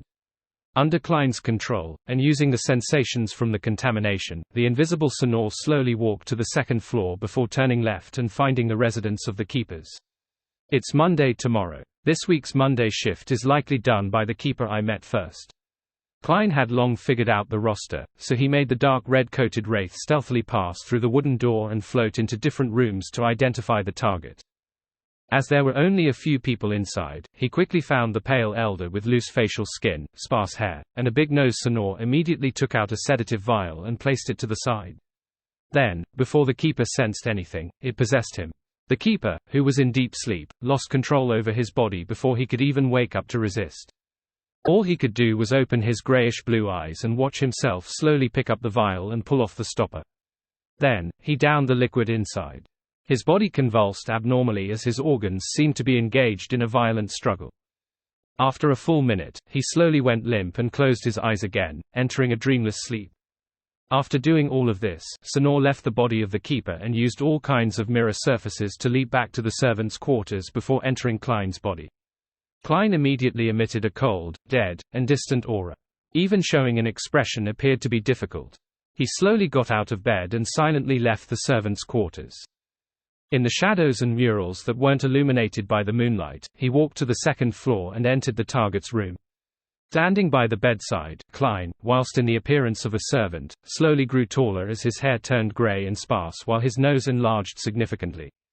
In just a few seconds, he looked identical to the keeper who just drank the sedative. Even his aura was identical. Changing into the black clergyman's coat that was placed to the side, Klein moved the keeper's and servant's clothes underneath the bed and laid down as he kept note of the time. At 5:30, he woke up ahead of time, finishing the white bread he had prepared the night before and drank a cup of water. He then looked quietly out the window. Just as day broke, Klein maintained his deadpan state and walked out the door. He went to the first floor, and following the path he had previously verified, he took a left turn. After walking for a moment, he wasn't surprised to see a priest. This was his experience as a former Nighthawk, therefore, Klein wasn't too worried that he couldn't find the path. The priest stood outside a secret door that led underground. As he raised his right hand, he tapped 4 times clockwise on his chest and said, "May the goddess bless you." "Praise the lady," Klein replied hoarsely and similarly drew a crimson moon. He didn't stay any longer and walked past the priest. Under the lamps that lined the walls, he walked down the staircase and arrived at the crossroads. Based on his understanding of his environment, Klein believed that turning right would leave the cathedral, and it would likely lead to the disguised security company or other organization belonging to the Nighthawks. Therefore, he didn't hesitate to turn left. At that moment, he saw a man wearing a red glove walk over. The casually dressed man had black hair and green eyes with handsome looks. He was none other than Leonard Mitchell. Upon seeing Leonard, Klein's back muscles instantly stiffened. His nerves tensed up like a fully drawn bow that could snap at any moment. He remembered very clearly that Leonard had a marauder pathway angel, Pallas Zoroast, parasitizing him. He could sense the uniqueness about his body and, from that, see through his disguise. If that grandpa were to inform Leonard of the problem with the keeper in front of him, that would be troublesome. "I'll just have to hope that my dear poet is afraid that his secret will be exposed and that he would feign ignorance." Back in Tingen, although he often said that everyone has their secrets and that there's no need to worry about it, that's all regarding matters pertaining to the church. Who knows if he suddenly feels the need to uphold justice and decides to be loyal and take the risk to expose me. After all, this matter is very similar with Ince Sangwils. At that moment, Klein's forehead nearly broke out into a sweat. To be frank, he never expected to encounter Leonard while heading to Cheney's Gate because he was a Red Glove and not an ordinary Nighthawk. There was no need for him to be on duty, so there wasn't a need for him to be here at that moment in time. However, Klein immediately thought of a crucial point. The one who could detect his uniqueness was Pallas Zoroast and not Leonard Mitchell. The former's attitude was more important. The grandpa knows that I know of his existence. Once he exposes my disguise and pushes me into a corner, he has to be prepared to be exposed by me. When the time comes, we will definitely be trading blows with each other, benefiting no one. And for an angel from the Marauder pathway who doesn't believe in the goddess, there's no need for that. If I were him, I would pretend that nothing had happened. I wouldn't even remind Leonard Mitchell, leaving my safety to be decided by my host. As he quickly cleared his train of thought, Klein composed himself and walked over towards the red-gloved Leonard Mitchell. Leonard indifferently looked at the keeper with grizzled sparse hair. He couldn't help but raise his right hand to cover his mouth and yawn. He has nothing better to do because he doesn't sleep at night, so he'd gone to the duty room to play cards with the person on duty. What a perfect sleepless. Klein roughly understood the reason for the Red Glove poet appearing. He recalled the reactions of the keepers when they met Nighthawks in Tingen. He silently nodded his head at Leonard and drew a moon with his right index and middle finger, tapping his chest 4 times in a clockwise manner. Leonard used the same action in response as he passed by the keeper without noticing anything. Klein silently exhaled as he maintained his usual pace and gait until he reached his destination. The iron-black double door was heavy and cold. Engraved on it were 7 sacred emblems appearing as though nothing could stir it. Klein turned his body to the side and took 2 steps to the side. He knocked on the keeper's door, and under the gaze of the Nighthawk on duty, he opened Cheney's Gate. The darkness deep inside immediately surged out. Even though there were silver candles with engraved patterns burning silently inside, they were unable to disperse such a feeling. And the ghostly blue flame accentuated the deathly silence. Meanwhile, Klein felt that something invisible in the darkness was grazing past his skin and entering deep into his body. It passed through the boundary of reality and illusions, connecting to wraiths and awe. Suddenly, without even activating his spirit vision, he saw black threads covering the area behind Cheney's gate. They were gently swaying, either bundled or extended out as though a lady was spreading out her hair, or some monster was flailing its tentacles. Klein walked forward with a deadpan expression. After entering the sealed land, he turned around and closed Cheney's gate. At that moment, all the sounds outside were completely cut off. The silence inside was like a kingdom of the dead. It made him imagine and feel fear. Klein was reminded of himself occasionally watching the darkness in bed with his eyes open. He didn't dare to sleep even though he hadn't heard any ghost stories. It's no wonder the goddess has the title of Empress of Horror. Klein cast his gaze to the side and raised the lantern in the corner, lighting it with great familiarity. Dim yellow light immediately poured out before being tainted with a ghostly blue. Klein, who was wearing a black clergyman's robe, wasn't in a rush to head for basement 2 to search for the Antigonus family's notebook. Instead, he stayed behind the gate and patiently waited. He was doing so in the event that the Nighthawks were in urgent need of something but could only wait until daybreak since they were unable to retrieve them at night. Based on his experience, keepers were most easily disturbed in the first 5 minutes of them entering Cheney's gate. As long as he survived that period, and as long as there weren't any additional accidents, the normal retrieval process of materials would happen after 8. That was the standard working hours of the Nighthawks and civilian staff. In other words, once Klein lasted the first 5 minutes, he wouldn't be disturbed by the Nighthawks for the next 2 hours. Of course, he didn't have that much time for his operation. The Church of Evernight opened at 8, and the servants would wake up an hour or an hour and a half ahead of time to get down to work. After 6:30, the other servants could realize that one of them was missing. Time ticked by as Klein's heartbeat couldn't help but speed up. He found the 5 minutes excruciating. Finally, his countdown finally ended as he cast his gaze towards the stone stairs in the darkness. It was the passage that led to the second floor. At that moment in time, there was no one in here that could restrict him. At this stage, Klein believed that he had overcome 70% of the difficulties. The remaining 30% consisted of how he would leave after obtaining the notebook. Of course, there was always a certain chance for all kinds of accidents to happen. Klein didn't wish to be careless as he raised a lantern and walked to the stone staircase. To other Beyonders, the first level behind Cheney's gate was actually a lot more attractive than the sealed artifacts. There were all kinds of Beyonder ingredients, potion formulas, and secret knowledge here. There were even captured heretics that had been apprehended, as well as unaffiliated Beyonders. Be it trying to be rich, to advance, or to rescue their companions, an infiltrator just needed to search around this level. However, Klein needed to head deeper inside where the dangerous items were sealed. Passing through a few tightly locked stone chambers, he clearly sensed people inside. However, they weren't making a fuss or roaring, nor were they pleading for mercy or shouting for help. They were silently lying there or sitting there. Their auras had already turned cold. The lantern's light flickered as it illuminated the staircase that led down. Klein focused again and steadily walked deeper underground. He didn't run, afraid that he would trigger a negative reaction from the core seal. As it became darker, the ghostly blue flames from the elegant candle stands on the 2 ends had weakened. They appeared as though they were about to be extinguished at any moment. And at that moment, the pure darkness might bring about unimaginable horrific changes. Klein repressed his instinctive fear as he finally walked down the stairs and came to basement 2. With a wraith's night vision, Klein discovered that there were strange walls made of steel, bricks, mud, and silver. They were sectioned off into different regions, with certain spots open and other rooms tightly shut. All of them had a sealed artifact. With the lantern in hand, he turned left as the scene before Klein's eyes lit up. He saw a burning flame and a glowing red and black anthracite and charcoal. The region was in a half-open state. Inside was a bathtub-like object made of steel. The area beneath it was dug open and was stuffed with anthracite, charcoal, and other flammable objects. They kept burning, making the steel bathtub produce bubbling sounds, letting the steam emanate out, condensing on the ceiling and dripping down like rain.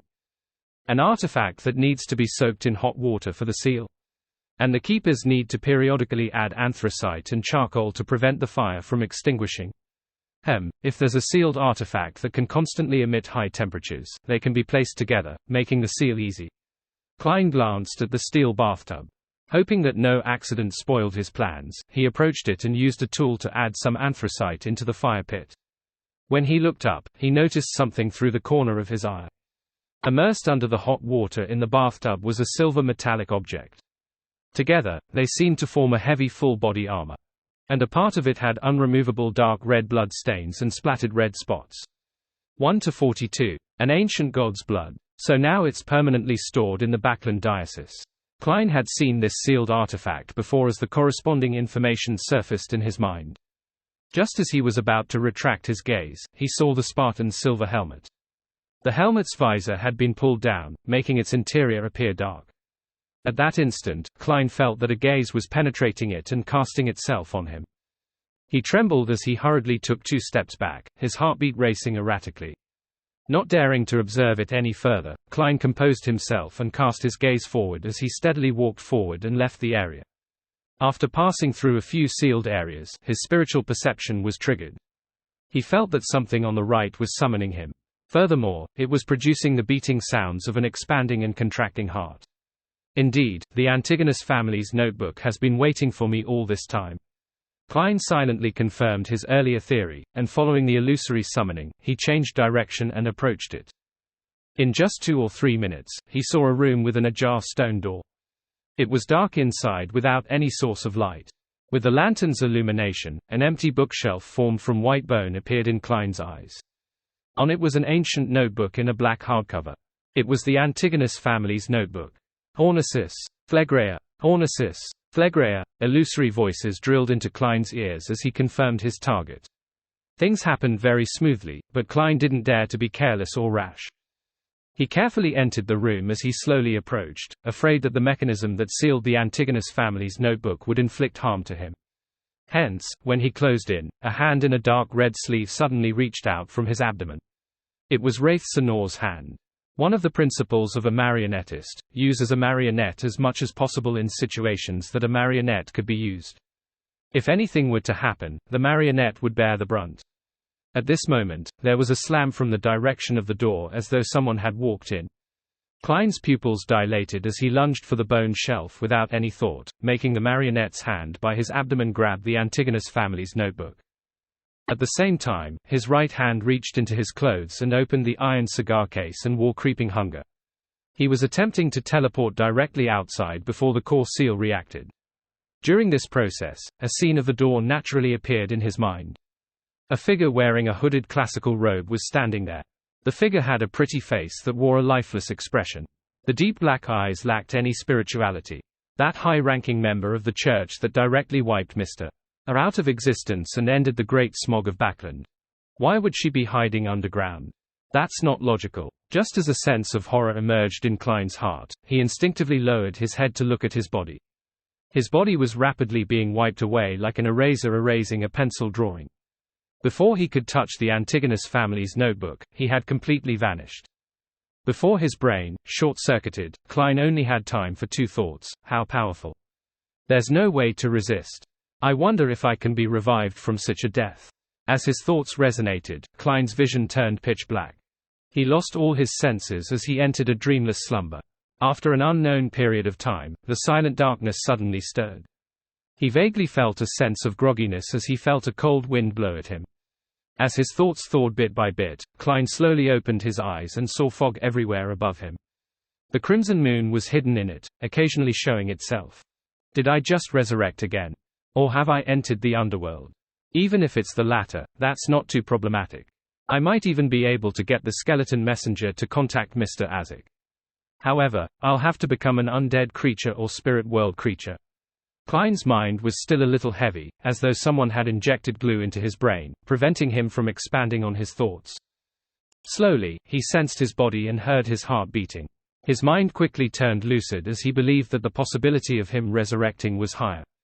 Perhaps, he had been thrown out into the wilderness. Klein's joints produced a crack as he jumped to his feet. Without checking his physical condition, he first observed his surroundings and confirmed the type of environment he was in. The first thing he saw was a fog that permeated the area and the darkened stillness of the night. And Closeby was a tiny town. The most striking building in the town was an extremely ancient spurred cathedral. It was completely black in color. There wasn't a bell tower, and at the top of it were pitch-black ravens spiraling around it. Around the cathedral were many buildings. They were normal two-story residences and simple wooden huts. There were bread shops with hanging signboards and greyish-white mills using water wheels for power. However, there wasn't a single pedestrian. They seemed to be asleep in the quietness of the night. As a seer, Klein instantly found the town very familiar, as though he had seen it somewhere in the past. After a brief recall, he remembered what it represented. This was the source of danger of the nighttime in the ruins of the Battle of Gods. After entering the easternmost region of the Sonya Sea, if one didn't sleep and enter a dream world when night fell, it would be discovered that the person would have gone missing once it was daytime. Klein had once been jolted awake in a dream with the Saint of Darkness, and he saw in the distance a place which was enshrouded in the tranquility of the night. There was a mysterious and bizarre foggy town. He even suspected that all the living beings that vanished at night in the ruins had entered the town. Now, he was there himself. He was less than 100 meters from the foggy town. It's related to the night. The target vanishes like it was erased. The power of that high-ranking member of the church doesn't directly kill her enemies, and she instead sends them here. Do the living beings that vanish at night in the ruins also encounter such situations? But it's said that there's no way to obtain their whereabouts via divination. The only interpretation they can conclude is that they might still be alive. Of course, it's also possible that I can be resurrected, thus, appearing here. Amidst his thoughts, Klein retracted his gaze and used his ability as a clown to observe his physical condition. He had already changed back into Klein Moretti, but he was still wearing the keeper's black clergyman robe. He didn't have any signs of an injury on him. Filled with experience, Klein quickly calmed down. His right hand reached into his pocket and opened the iron cigar case. He took out the folded human-skinned glove and wore it on his left hand. After confirming that creeping hunger could still be used, Klein lifted Azek's copper whistle and blew into it. However, the skeleton messenger didn't appear in the spirit vision he quickly activated. Klein wasn't too surprised with such an outcome. Instead, he found it normal. After all, the people who had vanished on the eastern front of the Sonya Sea had yet to be found.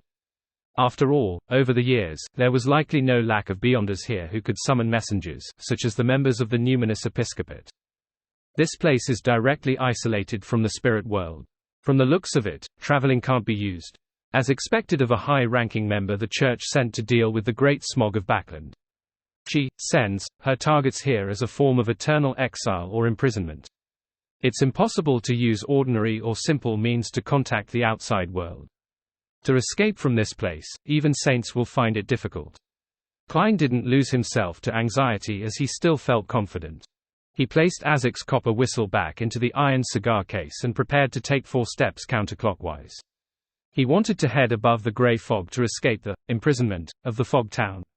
Blessings stem from the immortal Lord of Heaven and Earth. Blessings stem from the Sky Lord of Heaven and Earth. Blessings stem from the exalted Thirch of Heaven and Earth. Blessings stem from the celestial worthy of Heaven and Earth. With 1 sentence per step, Klein rapidly completed the ritual. However, he didn't hear the familiar, frenzied ravings. Nor did he see the endless emanating greyish-white fog. Klein's pupils constricted as he fell into a momentarily daze. This place was isolated from the mysterious space above the grey fog. This made his greatest trump card unusable. Klein had relied on the area above the grey fog to escape danger many times in the past. But this time, this solution was ineffective. This was the first time he was encountering such a situation. Man, it feels as though my cheat has been blocked. Klein lampooned to relax his tense emotions. Based on his knowledge of mysticism, he suspected that the foggy town was likely related to a true deity because this was the only explanation as to why he couldn't head above the grey fog. This place has close ties to the night. I was sent here after encountering a high-ranking member. Could it be a prison that the goddess created herself? But she is the mother of concealment. Perhaps she can directly make people or items enter a concealed state, making people in the real world never able to find him again. Klein seriously contemplated and decisively decided to explore the foggy town. This was because the method to leave this place was most likely to be there. At this point, he was no longer worried about not being able to convene the Tarot Club. Of course, there was no need for him to worry about it for now. He had cancelled the coming tarot gathering ahead of time because the operation of stealing the Antigonus family's notebook was fraught with danger and variables. Klein suspected that he might end up dead and be able to resurrect in time. Therefore, he used a reasonable excuse to get everyone to make additional preparations for a week. After making up his mind, Klein immediately got the wraith inside him to float beside him. The marionette's condition was already in a terrible state. The dead and cold aura was something substantial, making his control of the spirit body threads somewhat rough. Thankfully, I can still use him for a few more days. Also, Mr. A was erased by that high-ranking church member. He might be living nearby. I have to be careful about this person who's equivalent to a lunatic. Klein transformed into Gehrman Sparrow as he made Sonor walk ahead and enter the foggy town. Following the marionettist principle he had concluded, he stood in the back with a distance of at least 110 meters between them. Over time, his digestion had increased his control over his marionette to 120 meters. There was also a reduction in the time needed to gain initial control of spirit body threads and completely change someone into a marionette. Faced with an enemy whose spirit body was equally strong, the former took 16 seconds, and the latter took 4 minutes. In the silent foggy world, Sonor, in his dark red coat and old triangular hat, didn't take long to enter the bizarre and mysterious town. Many of the building doors were still open as though they were welcoming guests from afar. With his marionette's vision, Klein saw that there was a half-chewed loaf of white bread on the table. There were wine glasses for red wine and messy silver cutlery. It looked like someone had been enjoying dinner, but there was no one present. The owners of these different houses seemed to have suddenly vanished into thin air. Vanished. This term suddenly surfaced in Klein's mind as he hurriedly made Sonor cast his gaze towards the grayish-white mill. Inside the mill, the wind-powered mill was rotating silently, but other than the floor that was scattered with flour, no flour came out again. This scene feels familiar. I seem to have heard of it before. Klein frowned bit by bit. As he relied on his marionette, he continued surveying his environment while carefully recalling the similar situation. Just as he was considering using dream divination to question his spirituality, he found the corresponding answer. A similar scene had appeared in the ancient ruins that appeared at the main peak of the Hornisus mountain range. Based on the literature, the buildings there had every arrangement and decoration well preserved. Even the wall murals didn't have any signs of damage. The table was arranged with cutlery, and there were dried stains of rot on the dining plates. In some rooms, there were half-filled bottles of alcohol that had almost turned into plain water. The discoverer mentioned that when he first discovered the remains, he even had the belief that the people residing there had just vanished all of a sudden. There's some relation between this foggy town and the main peak of the Hornisus mountain range. No way, after trying to avoid it, I ended up coming to it. Klein's facial features twitched involuntarily. For a moment, he couldn't believe what was on his mind. Of course, the scene was just similar and wasn't enough to make him come up with such a conclusion. After taking a deep breath and slowly exhaling, Klein forced himself to calm down. He controlled Wraith Sonor and made him venture deeper into the foggy town. At that moment, he heard light footsteps. Klein's heart tensed up as he hurriedly hid inside the mill and made his marionette stop. In just a few seconds, Wraith Sonor saw a woman walk out from a nearby alley. She wore a pure white robe, and her hair was pulled back, revealing her long, white neck. She looked extremely beautiful. Inside the dark, foggy town, the woman who walked out of the alley seemed to be out of place with her surroundings. She was pure, stately, and untainted. She was so gorgeous that it lit up the eyes of anyone whose gaze landed on her. As for her pure, simple robe and her loosely pulled back hair, they added to her bearing and languidness. That gorgeous woman also noticed Sonor. Her expression froze for a moment before she smiled. Using a sweet voice, she said, "Sonor, when did you become a marionette? If not for the powers of Evernite contaminating you this badly, I wouldn't have recognized you." Although she looked like she was talking to Sonor, she was actually conversing with the controller through the marionette. Sigh, this kind of dead and cold aura can't be hidden at all. I can't fool Beyonders of higher sequences. I was still hoping that I could hide somewhere inconspicuous and use Admiral of Blood Sonor to make contact with her so as to maximize my own safety. This place screens away the power of the gray fog, so if I were to die, I likely won't be able to resurrect.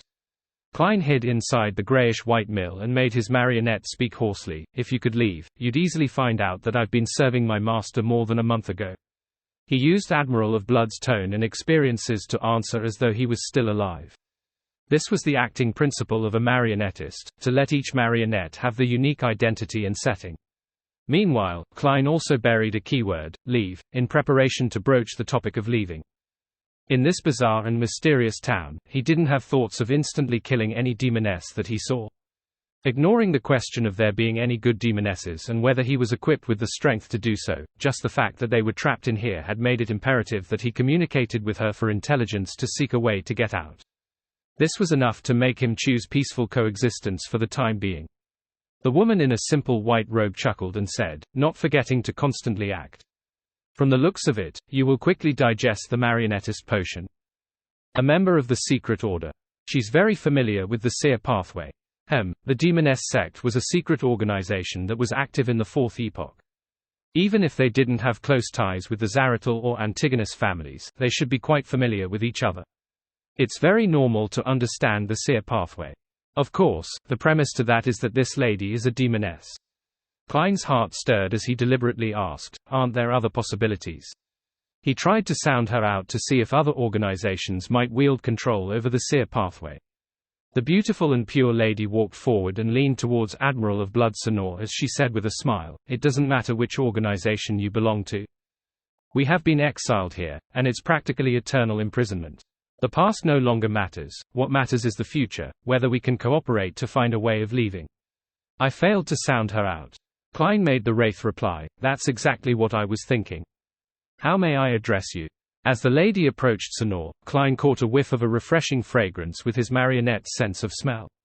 Due to her words, he suddenly had a baffling thought to help each other in such a perilous situation while abandoning all morals, to help warm up each other's souls with their bodies. She's like a demoness. Her voice sounds more familiar the more I listen to her. But why can't I put my thumb on it? What a pity, there's no way to use dream divination in such a situation. She will be able to seize the opportunity while I'm unconscious, and it's hard to predict what will happen. Klein frowned slightly. This beautiful woman with a tinge of languidness raised her hand to stroke her hair, accentuating her petite ear. Hanatia. What about you? Klein had originally planned on randomly choosing a disguise, such as the Aurora Order's Mr. X or Death Announcer's second mate, Kirchis. After all, he could use creeping hunger to simulate their powers, but he ultimately gave up the disguise and directly said, Gairman Sparrow. He didn't know when this suspected demoness had entered the foggy town, so he was unable to eliminate the possibility that she knew about Admiral of Blood's disappearance. Hanatia nodded and asked, how did you get in? Klein didn't keep the truth from her as he said with the marionette's mouth, I encountered an unknown lady. She wore a hood, and her eyes were like the night, but it lacked any spirituality. Hanatia fell silent for 2 seconds before saying, so it's her. Hey. She didn't continue in detail as she said with a smile, what did you actually do? You actually managed to get the Church of Evernite to send her to deal with you. Hanatia had changed the pronoun she used. Her. That lady is an angel. An ascetic from the church. Hanatia seems to know much about her. Klein's thoughts whirred as he said vaguely, I infiltrated St. Samuel Cathedral and attempted to steal a sealed artifact, but in the end, he didn't go into the details, because he had no idea how he encountered the lady. Klein believed that as an angel, it was impossible for the lady to keep living behind St. Samuel Cathedral's Cheney's Gate. There was nothing in there that required an important figure like her to keep watch on the entire time. Is that so? So, she is indeed in the basement of Samuel Cathedral. Hanatia seemed to confirm something. In secret organizations, the word Saint is not used when talking about St. Samuel Cathedral. I should take note of this detail in the future. Klein ruminated over her choice of words. Hanatia didn't continue on the topic as she said with a smile, all right, let's not bother with the past. Just as I said, what's important is the future and how we can escape. Klein used this opportunity to make Sonor ask, what do you know about this place? Hanatia glanced at the spurred cathedral in the middle of the town and said, this place isn't the real or spirit world, nor is it the astral world. It's in some kind of secret, hidden state. I've explored most of this area, including the area outside the town. I didn't manage to find any clues. All that's left is that cathedral. Perhaps all the secrets are hidden inside. Why don't you explore the cathedral? Klein asked with his marionette's mouth. Hanatia yanked her pure white robe. On it were signs of wear and tear. My intuition tells me that there's extreme danger inside. Upon saying that, she switched topics. And now, there's a solution. Your marionette can help us scout. Even if it's lost, it wouldn't deal you any harm. Don't worry. As long as we gain an understanding of the situation inside, I'll find a chance to give you a better marionette. After all, it doesn't look like it can last long. There's nothing unreasonable about that, but I don't trust you. After all, you are most likely a demoness. Klein didn't agree or object to it as he took the opportunity to get Sonor to ask, are there any things to take note of while in here? Panatia pursed her lips and said, due to various reasons, a sizable number of people end up here, but they have all vanished. All vanished. Klein's heart palpitated as he asked, what happened? Panatia sighed and said, there are things I'm not sure about. Some entered those buildings and ate some of the food inside. Then, they vanished, instantly. And this time, the results of divination indicate that they've lost their lives and are undergoing eternal sleep. There will be erasure and vanishing events in this foggy town. Furthermore, they will no longer exist. Klein was horrified before he thought of another matter. He nearly blurted it out. Won't you feel hungry? Afraid that it would result in an anomaly, he forcefully held his tongue and made Sonor ask her indirectly, how long have you been in here? As though sighing and laughing, Panatia said, perhaps it's been half a year. I've witnessed many people cannibalize others for sustenance. Thankfully, I don't need much and can live very long with a bit of food. And on a human's body, there is food that won't damage the body too significantly. As she spoke, she raised her hand and pointed at the crimson moon hanging behind the fog. Another thing to take note of is that once the crimson moon turns clear, there will be changes here. It will become extremely dangerous. I've been severely injured as a result. As she said that, she turned to point at a tear in her pure white robe. Klein subconsciously made Sonor cast his gaze over, and he saw that at her collarbone underneath the tear, there was a deep wound that exposed her bone amidst fair, supple skin. At this moment, the skin transformed, producing dense patterns of mystery and colors of darkness and evil. Klein's mind seemed to explode as ravings and cries resounded in it. Meanwhile, his breathing became difficult as his body rapidly weakened. He couldn't help but collapse backward as he broke into a coughing fit. Then, he saw the pure white robe and the two long female legs, Panatia. This lady had already entered the grayish-white mill, and as she watched the struggling Gehrman sparrow, she cracked the corners of her lips and revealed blood-colored tendrils in the gaps between her neat, white teeth. She softly said, got you. Got you. Invisible threads emanated over as Panatia said that. They quickly wrapped around Gehrman Sparrow as though she was binding him into a cocoon. At this moment, the figure in a black clergyman robe suddenly turned thin, transforming into a paper figurine covered in metal rust. Klein's figure appeared outside the grayish-white mill as he ran frantically towards the depths of the town. He was a person who had seen the eternal blazing sun's true body and lived. He had a certain level of resistance towards a spirit-body impact and the inclination of a loss of control brought about by a mythical creature form. Furthermore, Panatia wasn't a complete mythical creature. Therefore, even without the grey fog's help, Klein was able to recover from the racking headache. As he suppressed his body's mutation, he sensed that he had been inflicted with ailments. While collapsing, he used his violent coughing as a cover for him to use paper figurine substitutes. Paper figurines weren't mystical items, nor did they have any spirituality. Hence, Klein wasn't afraid that it would trigger a reaction from the core seal behind Cheney's gate. Hence, he had brought quite a number with him. As Klein ran forward, he rubbed his right thumb and middle finger and lit up the flour piled inside the mill. Boom! The flour burst into flames as the mill was sent flying. The windmill outside collapsed to the ground as Panatia's figure crumbled bit by bit in the intense blast and scarlet flames as though she was a mirror. Almost at the same moment, her white-robed figure appeared behind Klein. Her loose, pulled-back hair instantly flared up and wildly extended in Klein's direction. Ha! As Klein snapped his fingers to ignite a tree leaf beside him, he controlled Sonor to use Mirror Leap to appear in a window on a two-storied residence beside Panatia. Then, he attempted to make the terrifying woman's eyes reflect Sonor's figure to complete the wraith possession. Scarlet flames suddenly leaped up and enveloped Klein's body, making him vanish from where he was as he appeared in a flame tens of meters away. As for Panatia's gem-like eyes, they seemed to hide mirrors that reflected figures wearing an old triangular hat and dark red coat. They overlapped one another and descended into chaos. Klein didn't hesitate to let Sonor leave the window, transforming into a werewolf state to charge the demoness.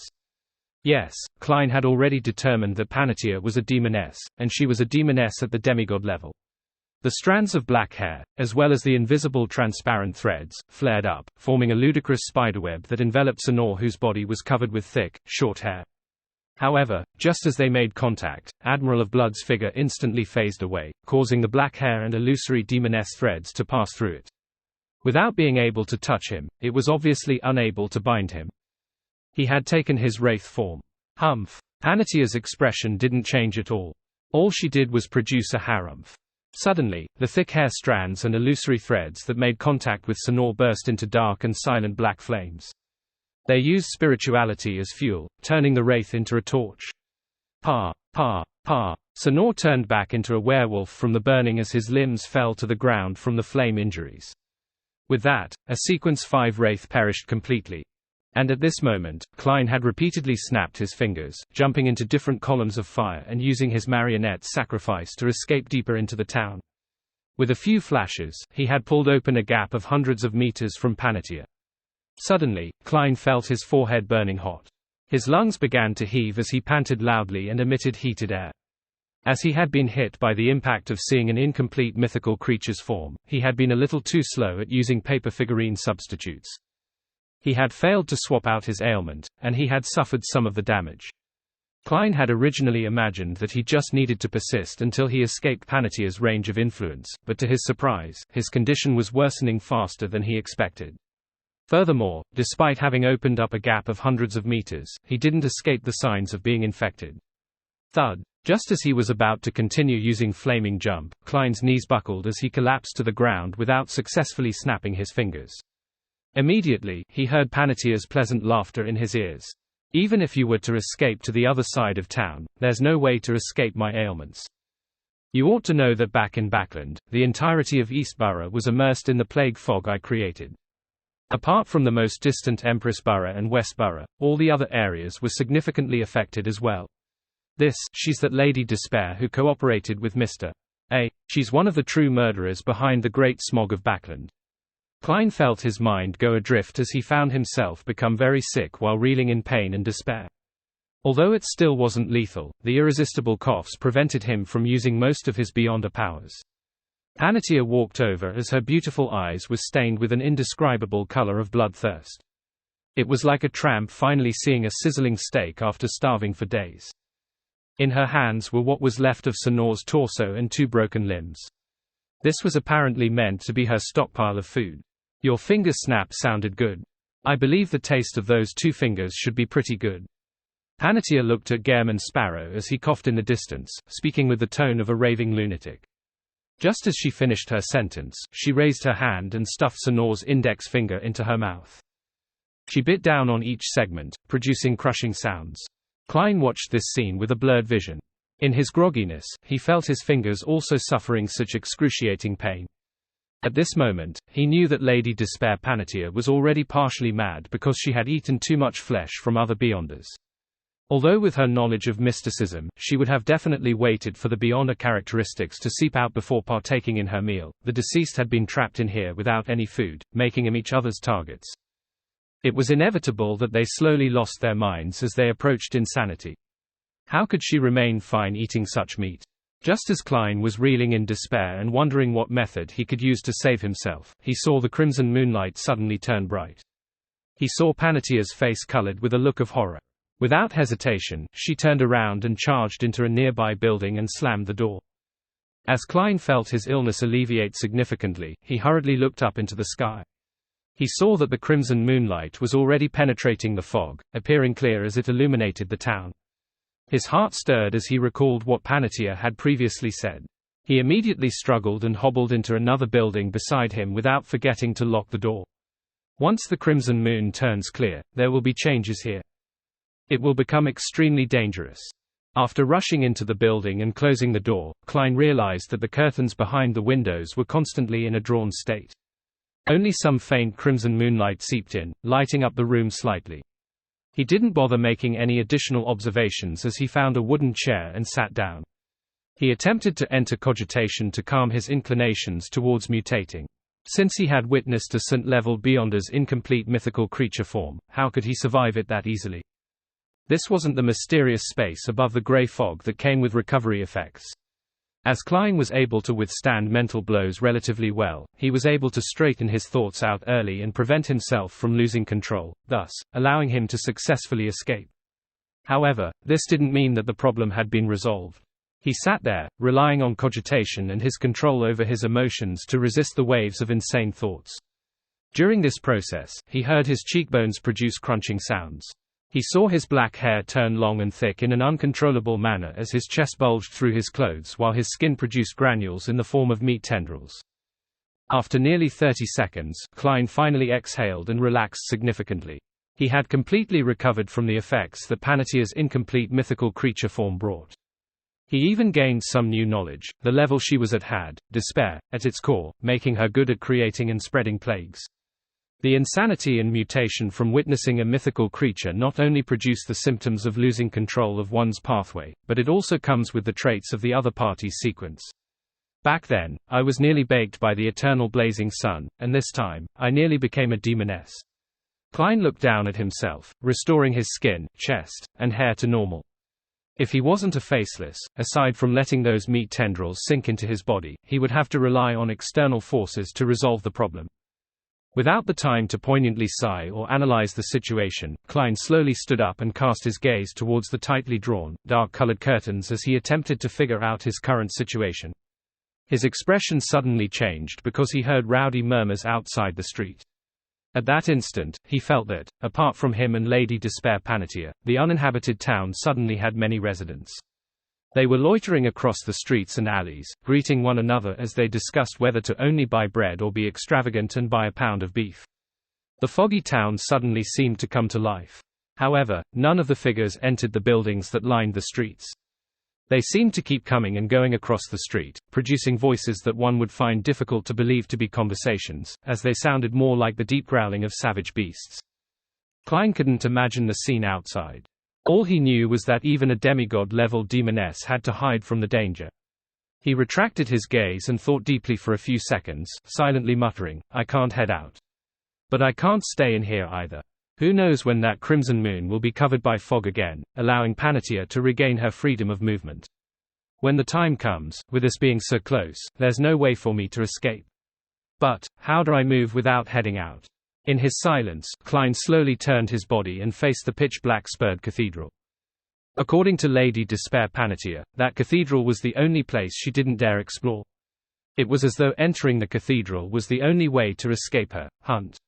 Of course, a demoness like Panettia wasn't necessarily speaking the truth, but Klein believed that she wasn't likely to lie regarding such matters. After all, to her, he was her prey, her delicacy. Besides, Panettia back then was using her speech and charm to entice him bit by bit, designing a trap for him so as to capture her prey. With a demigod's confidence, it was unlikely she would reveal information as a bluff. In addition, at such times, speaking the truth was the safest and most reassuring option. There was no need to worry about the prey escaping ahead of time due to the detection of a lie. Unless her half-mad state causes her to habitually lie, otherwise, it shouldn't be a problem. Klein, who was out of options, quickly made up his mind. He lowered his left hand and made creeping hunger turn transparent. Although he knew that traveling was useless, he still held out hope because this was the point when the crimson moon was at its clearest. There was no obstruction, and it was round like a silver plate. During such times, Mr. Daw could transmit his shouts into the ears of his descendants from where he was lost. Traveling was enhanced, and anomalies happened, so it wasn't something impossible. Klein's figure rapidly phased away, but seconds later, his body outline appeared again where he stood. I can't enter the spirit world, to the point of not even sensing it. As a beyond a power, traveling only has a third of its uses. It can barely be used as invisibility. Klein muttered silently as he concluded his experiences and lessons. However, he was puzzled about one point. Traveling's phasing away and turning transparent is due to the unique traits of the spirit world, so why would it be effective? Klein pondered for about 10 seconds before he came to a rough idea. Every person must be connected to the spirit world because one's astral projection is located there. It can obtain all kinds of abstract information, which is the reason why revelations can be obtained from divination. Therefore, when we are converted into a hidden and secret state, our connection with the spirit world becomes part of it. This can explain why I can still use the unique traits of the spirit world, but am unable to enter it. This is because the former had a portion of it hidden away. I didn't have the time to consider it before and had attempted flaming jump. I was met with success, and this also requires the unique traits of the spirit world. After confirming this point, Klein raised his right hand and snapped his fingers, attempting to ignite a half-melted candle in the neighboring building. He wanted to use Flaming Jump to pass through the neighboring buildings and slowly approach the spurred cathedral. Once the Crimson Moon was hidden by the fog, he would reassess the situation to decide if he would take the risk and hide inside. A scarlet flame was set ablaze in the neighboring building as it slowly expanded and illuminated the surroundings. At that moment, the streets outside suddenly turned abnormally silent. All of the beast-like growls disappeared. The figures that loitered on the street seemed to turn to face the building, using their gazes in an attempt to penetrate the windows. Klein instantly broke out into a cold sweat. He didn't dare to leap over as he instinctively snapped his fingers and extinguished the flame. After a brief silence, the rowdy murmurings sounded again. The indistinct figures continued walking here and there. Only then did Klein heave a sigh of relief. He raised his hand to wipe the cold sweat from his forehead. He discovered that he had unknowingly made several mistakes after entering the foggy town. In such a dangerous and bizarre environment, he hadn't divined if he should light the candle in the neighboring building. My spiritual intuition should have warned me, but it didn't. From the looks of it, after the grey fog was screened away, my spiritual intuition and sense for danger are no longer enhanced. Now, I'm just a little stronger than a marionettist of the same level. I'm far from being crazy powerful. It's because of this that I was incited by Panettia's instigator powers to look at her wound. I didn't receive any premonition for danger and subconsciously believed that it wouldn't be a problem with a marionette in between us. Klein temporarily didn't have time to have an after-action review of his previous battle. He placed his attention back onto approaching the cathedral without heading out. He began scrutinizing himself and his mystical items beyond the powers. Suddenly, his eyes lit up as he found a solution. This solution stemmed from a traveler's door opening which he thought was useless. This beyond a power was completely overshadowed by teleportation under normal circumstances, but in this mysterious and bizarre foggy town, just its usage of the unique traits of the spirit world became more useful. Klein wasn't in a rush to take action as he took out the gold coin which Sonor used to reside in. Using divination to question his spirituality, he obtained the answer that he should penetrate the wall. And without any way to obtain a revelation from the spirit world, he could only choose to trust himself. He then walked to the wall that was shared with the neighboring building and pressed his hands on it. Silently, Klein passed through the stone wall and entered the next building. He followed the terrace houses until he arrived at the final one. According to his initial impressions of the town, he was already very close to the spurred cathedral. He didn't need more than 2 flaming jumps to reach it. At that moment, the crimson moonlight that penetrated the dark-colored curtains didn't weaken. He could vaguely see figures coming and going like they were leading a normal life. Without being capable of moving further away, all Klein could do was sit down on a wooden chair that was a distance away from the windows. It was almost completely dark here with deep, dark shadows. Only at this point did he have the time to recall the details of his encounter with Demoness Panettia. She's actually the murderer that caused the Great Smog of Backland. Tens of thousands of people died because of her. Even more people suffered the pain of losing their loved ones. Old Kola who worked hard to live, Mom Liz who worked hard to raise her 2 daughters. Klein closed his eyes as he lifted his head and took deep breaths. He forced himself to extricate himself from the anger and hatred that suddenly surged in him as he calmly observed the turn of events. Unfortunately, I didn't let Sonor wear that flower of blood, otherwise, he should still be able to put up a struggle. However, there wasn't a choice. While possessing me, wearing a ring corresponding to a rose bishop while entering Cheney's gate would be equivalent to blasting myself apart. Now, the only mystical item I can use is creeping hunger. There's zombie, baron of corruption, desire apostle, and traveler inside. Yes, I should try to see if I can contact the grey fog by praying while the crimson moon is clear. It doesn't work. I can now confirm that even with a marionette between us, I'll still be affected by a demoness's charm and incitement. Since Panettia can release a plague on a large scale, why didn't she attack me in secret in such a concealed manner? Instead, she waited until I nearly lost control from witnessing her incomplete mythical creature form and exposed my location before spreading the ailments. She can definitely do it. The Great Smog of Backland is the best proof. There are 2 explanations. First, it's because I was personally sent here by the angel. This made her place a great deal of attention on me, worried that spreading the plague in advance would be detected by my spirituality. Second, she's afraid of something, so she doesn't dare to blanket the area with her plague. If it's the latter, there are other dangers here. As Klein thought over the matter, he felt his spiritual perception trigger as a chill ran down his back. Almost at the same time, he saw that a deep shadow that blanketed him and the surroundings suddenly shrank, drilling towards his nostrils, mouth, and ears.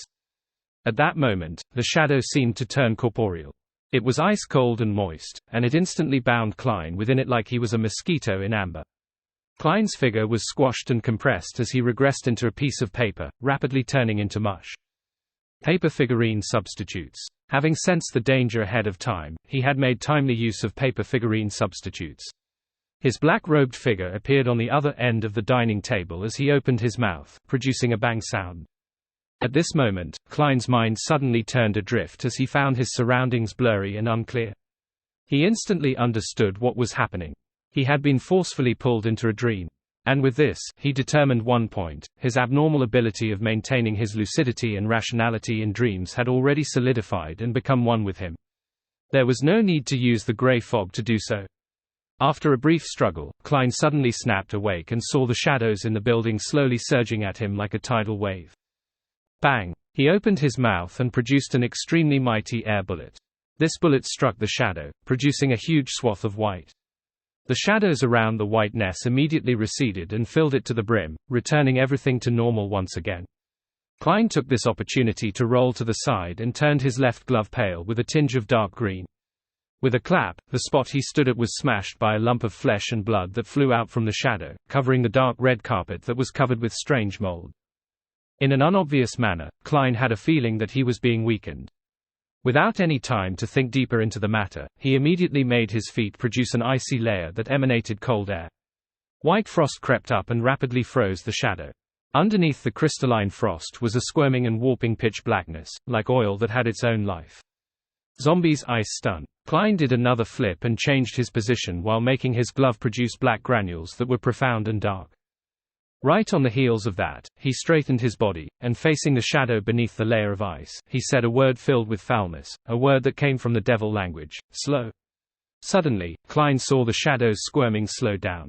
Clearly, it was in an extremely sluggish state. However, his thoughts had also turned sluggish, preventing him from dealing any follow-up attacks. His language of foulness had been distorted, and although it was clearly directed at the shadow, it had been distorted to target the entire living room, hence, affecting himself.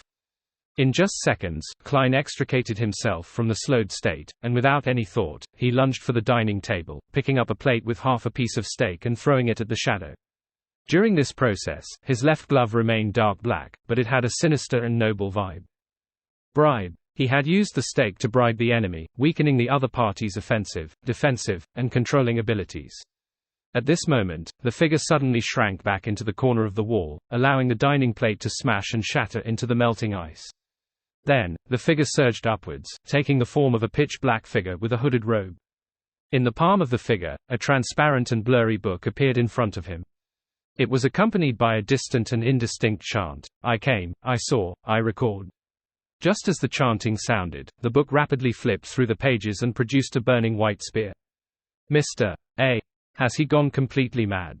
He dares to use fire-related Beyonder powers in such an environment. Klein's heart tightened as his thoughts raced. He hurriedly rushed towards his opponent and held his left hand behind him. Creeping hunger was quickly tainted with the dark colors of corruption before condensing a ridiculous great sword that seemed to be combined from scarlet magma and blue-hot flames. Thump! Klein's footsteps were heavy as he bent his back, pulling his shoulder back as he forcefully delivered a strike with his left arm. The muscles on his arm bulged as he swung the sword of lava. PFFT. The resplendent great sword cleaved down on the fiery spear, sending sparks of white, blue, and red scattering in every direction as they ignited the chairs and curtains. The murmurs outside the street had long vanished. All the indistinct figures had turned over and there was extreme silence. After shattering the fiery spear with a cleave, Klein bent his knee and genuflected, snapping his fingers with his right hand. Pa! The flames in the entire room were extinguished. Klein didn't move any further. He had a nagging feeling that a dense array of gazers were trying to see through the curtains to seek out any abnormalities. The hooded man formed of shadows didn't take any action as well. Although he was acting crazy just moments ago, he seemed to have sensed the inexplicable horror that was slowly approaching. In the dark room with tiny hints of crimson moonlight, Klein was genuflecting while the other was standing close to the wall. It was as though the two of them had turned into stone statues. In the unbearable silence, time passed by abnormally slowly. All Klein did was count 10 seconds, and it felt like an hour had passed. Finally, the beast-like growl sounded once again in a staccato, disjointed manner, and the indistinct figures outside began walking again, returning back to the streets. Almost at the same time, Klein obtained initial control of his target's spirit-body threads. The hooded man's actions of pouncing forward instantly turned sluggish. Without any hesitation, Klein bent his body and circled the area, preparing to take advantage of his opponent's delay to disrupt any of his subsequent counterattacks and slowly turn him into a marionette. At this moment, his nose suddenly felt an itch as he couldn't help but open his mouth. Aku! Klein sneezed and lost his control over the spirit-body threads. Furthermore, his throat began to hurt as mucus began to take form. He had caught a cold. He actually caught a cold in the intense battle. After suspecting that his opponent was Mr. A, Klein had actually been wary against a demoness's ailment based on his past experience when fighting Mr. A.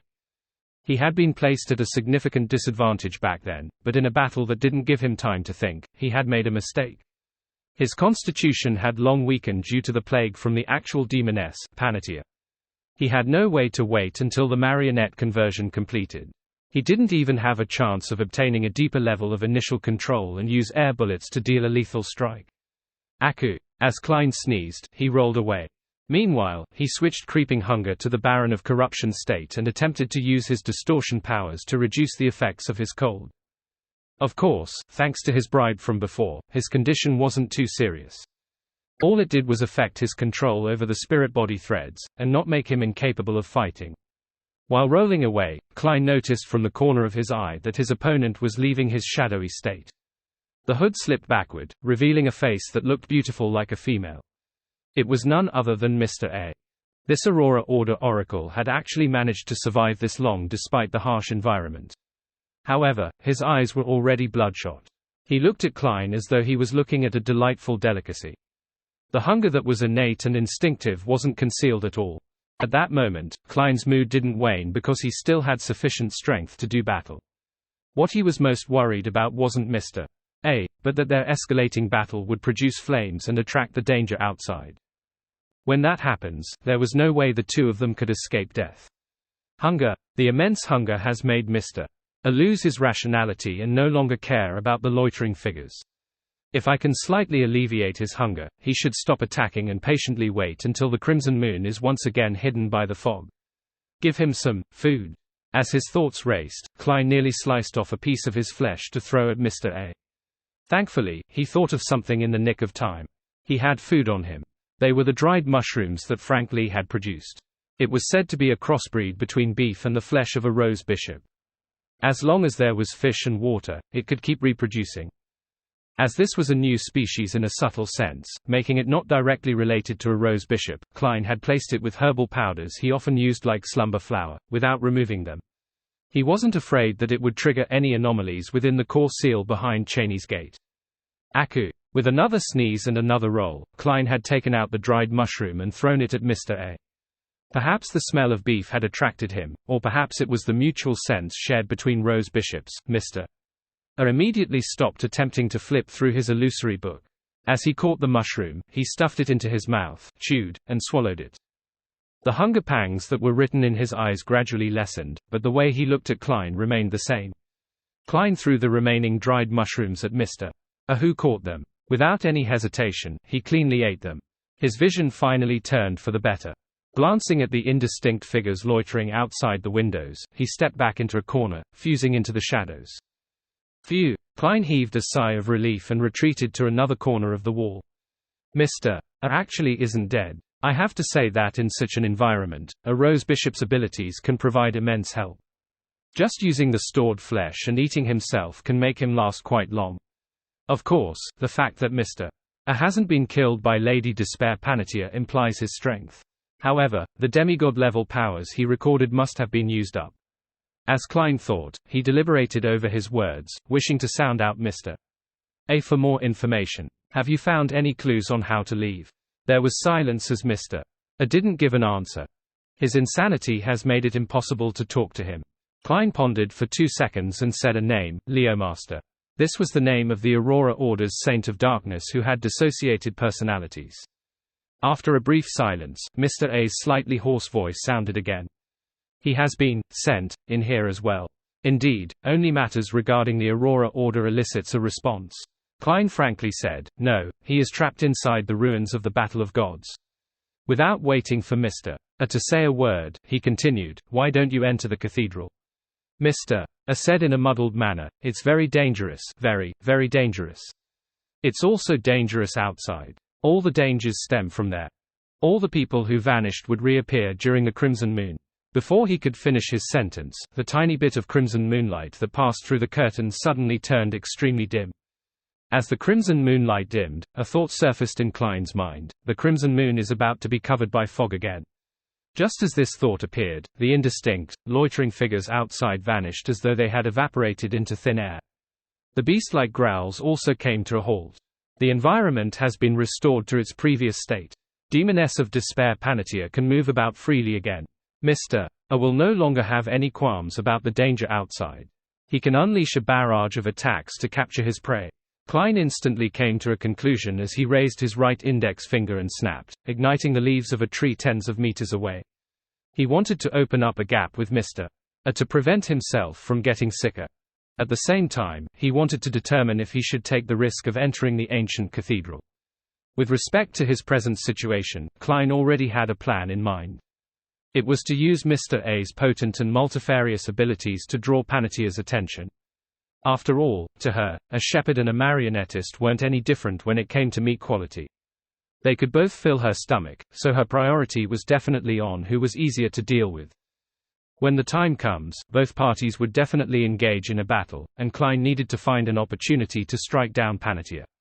Just as the scarlet flame soared and engulfed Klein, he saw Mr. A turn into a shadow and meld into the surroundings once again.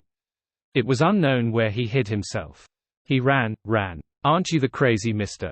A? Shouldn't you continue pursuing your prey? Why did you run? Klein's gaze froze as he couldn't help but twitch the corners of his mouth. His figure vanished amidst the flames before appearing in flames tens of meters away. Just as Klein leaped out of the fire, he felt his forehead burning once again. His lungs felt heavy as his breathing became rapid and difficult. Plague. Demoness of Despair Panatia had spread her plague once again. To Klein, this beautiful lady in a pure white robe had already floated somewhere in midair at some point in time, walking towards him. Beneath her feet were countless transparent and thin lines that formed a spider's web. They were connected to the surrounding buildings and trees, fully covering half the street. In the eyes of this demigod-level demoness, the intense hunger pangs were gone. The obvious bloodshot look in her eyes wasn't there, and the way she looked at Gehrman Sparrow was one of insanity and teasing. It was as though she wanted to drain his ability to resist, bit by bit, making him feel the deepest, most heavy, and most painful despair. Klein held back his urge to cough as he snapped his fingers again, causing the tree beside the cathedral to burst into flames. His figure was immediately engulfed by the fire as he rapidly faded away and appeared above the tree. He had appeared amidst the gorgeous flames. Right on the heels of that, Klein hurriedly jumped to the ground, somersaulting to the side of the ancient cathedral. At this moment, his body suddenly turned cold as he found that his feet, thighs, and waist were covered in thick layers of ice. And surrounding him was an accumulation of frost as the temperature declined rapidly. Klein clenched his teeth, holding back the horror within him. He followed his plan, and he reached out his arms in an abnormally rigid fashion, pressing it straight onto the wall. The creeping hunger on his left hand turned transparent. In silence, Klein passed through the thick, pitch-black wall and entered the spurred cathedral. The spot where he was standing had a black fireball smash into the wall, just a little too slow. It splashed out like water, burning away the nearby frost and weeds. At this moment, at the top of the ancient cathedral spire, swirling ravens opened their beaks. Wah! Wah! Wah! Panatia halted as she looked at the dark cathedral. Bit by bit, her face was dyed with a look of fear. Inside the cathedral, Klein found himself unable to see anything, as it was darker than the outside. As the frost melted, and with him getting accustomed to the dim lights, he finally saw the scene before him. As far as he could see, there were figures being hung up in midair. They were all humans. Some of them were dressed in black classical robes, others in brown jackets. Some were wearing very fluffy skirts, while others had tattered clothes, making them resemble beggars. Some of them had boorish looks, others handsome with cut facial features. Some of them were beautiful, others tender, adorable, and looking youthful. None of them looked the same. No, there was something that they had in common. They were like meat that was undergoing a curing process. They hung from above, swaying gently as their heads were bowed and their eyes rolled back. Klein felt his scalp tingle as he no longer doubted that this place was extremely dangerous as described by Panitia and Mr. A. He held his back to the wall, planning on using door opening to leave to avoid danger the moment anything happened. He would then pass through the wall if he was discovered by the demoness of despair to avoid her attacks. By repeatedly doing so, he could ensure his safety. Whoosh! A cold air blew through the cathedral as the figures and corpses turned around, facing Klein. Their collars were like ropes that left their heads drooping. Klein nearly drew a gasp as he pressed his left palm onto the wall. At this moment, the figures began to sway like wind chimes. They opened their eyes and produced raving-like voices. Hornesis. Phlegrea. Hornesis. Phlegrea. Hornesis. Phlegrea. The voices resounded into one, drilling into Klein's ears as he found it abnormally familiar. This was the raving that he had heard during his advancements in the past. It actually originated from here, from the foggy town. It came from the corpses that hung high in this ancient cathedral. At that instant, not only was Klein's scalp tingling, he even felt his body trembling. Could it be that this foggy town actually originates from the main peak of the Hornesis mountain range? That nation of the Evernight which vanished. Don't tell me that I really am on the mountain. However, why would it be inside this cathedral? These same ravings don't bring about a headache or push me towards losing control. Klein hissed as he spread his hands and clenched it again repeatedly, resisting the urge to pass through the wall. Since he was already inside and had seen the source of the ravings, he believed that escaping probably didn't resolve any problems. Regardless, it's necessary to do a simple search. Otherwise, I wouldn't even know the reason when something abnormal happens to me. After using a gold coin to quickly do a divination, Klein tapped his molars gently and activated his spirit vision. He looked up at the hanging figures and found their spirituality converged. The aura colors looked normal, but they exuded a stiff appearance. There are aura colors. They aren't dead yet. Klein frowned slightly and deactivated his spirit vision. Right on the heels of that, he tapped his left thumb on the first segment of his index finger, planning to observe the spirit body threads. Upon sweeping his gaze across, Klein's pupils dilated because the spirit body threads of the swaying figures looked extremely special. The illusory black threads that corresponded to their bodies were extended in the same direction, the peak of the ancient cathedral. There wasn't a single exception. In Klein's vision, they were like corpses being hung up by their spirit body threads. Before Klein could figure out what all of this meant, he caught a scene from the corner of his eye. His spirit body threads were automatically reaching upwards to the peak of the cathedral, to the source that hung up those figures. This was the first time Klein saw spirit body threads moving autonomously. It was as though they were metals that had come into contact with magnets. They floated upwards uncontrollably, and the fastest thread had already reached its destination. Klein didn't dare imagine the outcome if all his spirit body threads gathered up above. He suspected that he too would become a piece of cured meat that would be hung up to be dehydrated, producing the ravings of Hornesis. Phlegrea, along with the wind. For most Beyonders, they could only consider leaving the cathedral in a bid to sever the process of having their spirit body threads attracted, but Klein was different. He was a marionettist. Quickly, he controlled his spirit body threads and pulled them thread by thread. After nearly 30 seconds, Klein finally completed this task. However, his spirit body threads continued floating upwards. He had to constantly pay attention and resist this upward drift. This is one of the dangers lurking inside the cathedral. Klein slowly drew a breath as he no longer leaned close to the walls. Step by step, he ventured deep into the cathedral. Above him, the figures swayed as though they were watching him. After proceeding nearly 30 meters, Klein finally saw something different. It was the pitch-black altar of the cathedral. On the altar was a stone statue. Klein identified the statue when he took a few more steps. It was in the shape of a female human. However, her hips and ribs had two beast legs growing out from each one of them. These limbs were covered in short, thick, and firm black fur. In addition, the statue was surrounded with black bands that seemed to reach out like tentacles. At the statue's feet, there were souls sleeping as though they were holding her up on a pedestal. Klein shifted his gaze and looked at the statue's head and saw a beautiful face. Klein's gaze froze. That face wasn't unfamiliar to him, because he had been sent in here by that entity. This stone statue's appearance was identical to the Eraser angel under St. Samuel Cathedral. She is actually related to this place. That's right. The people she erased are sent here, so it would be odd if she's not connected to this place.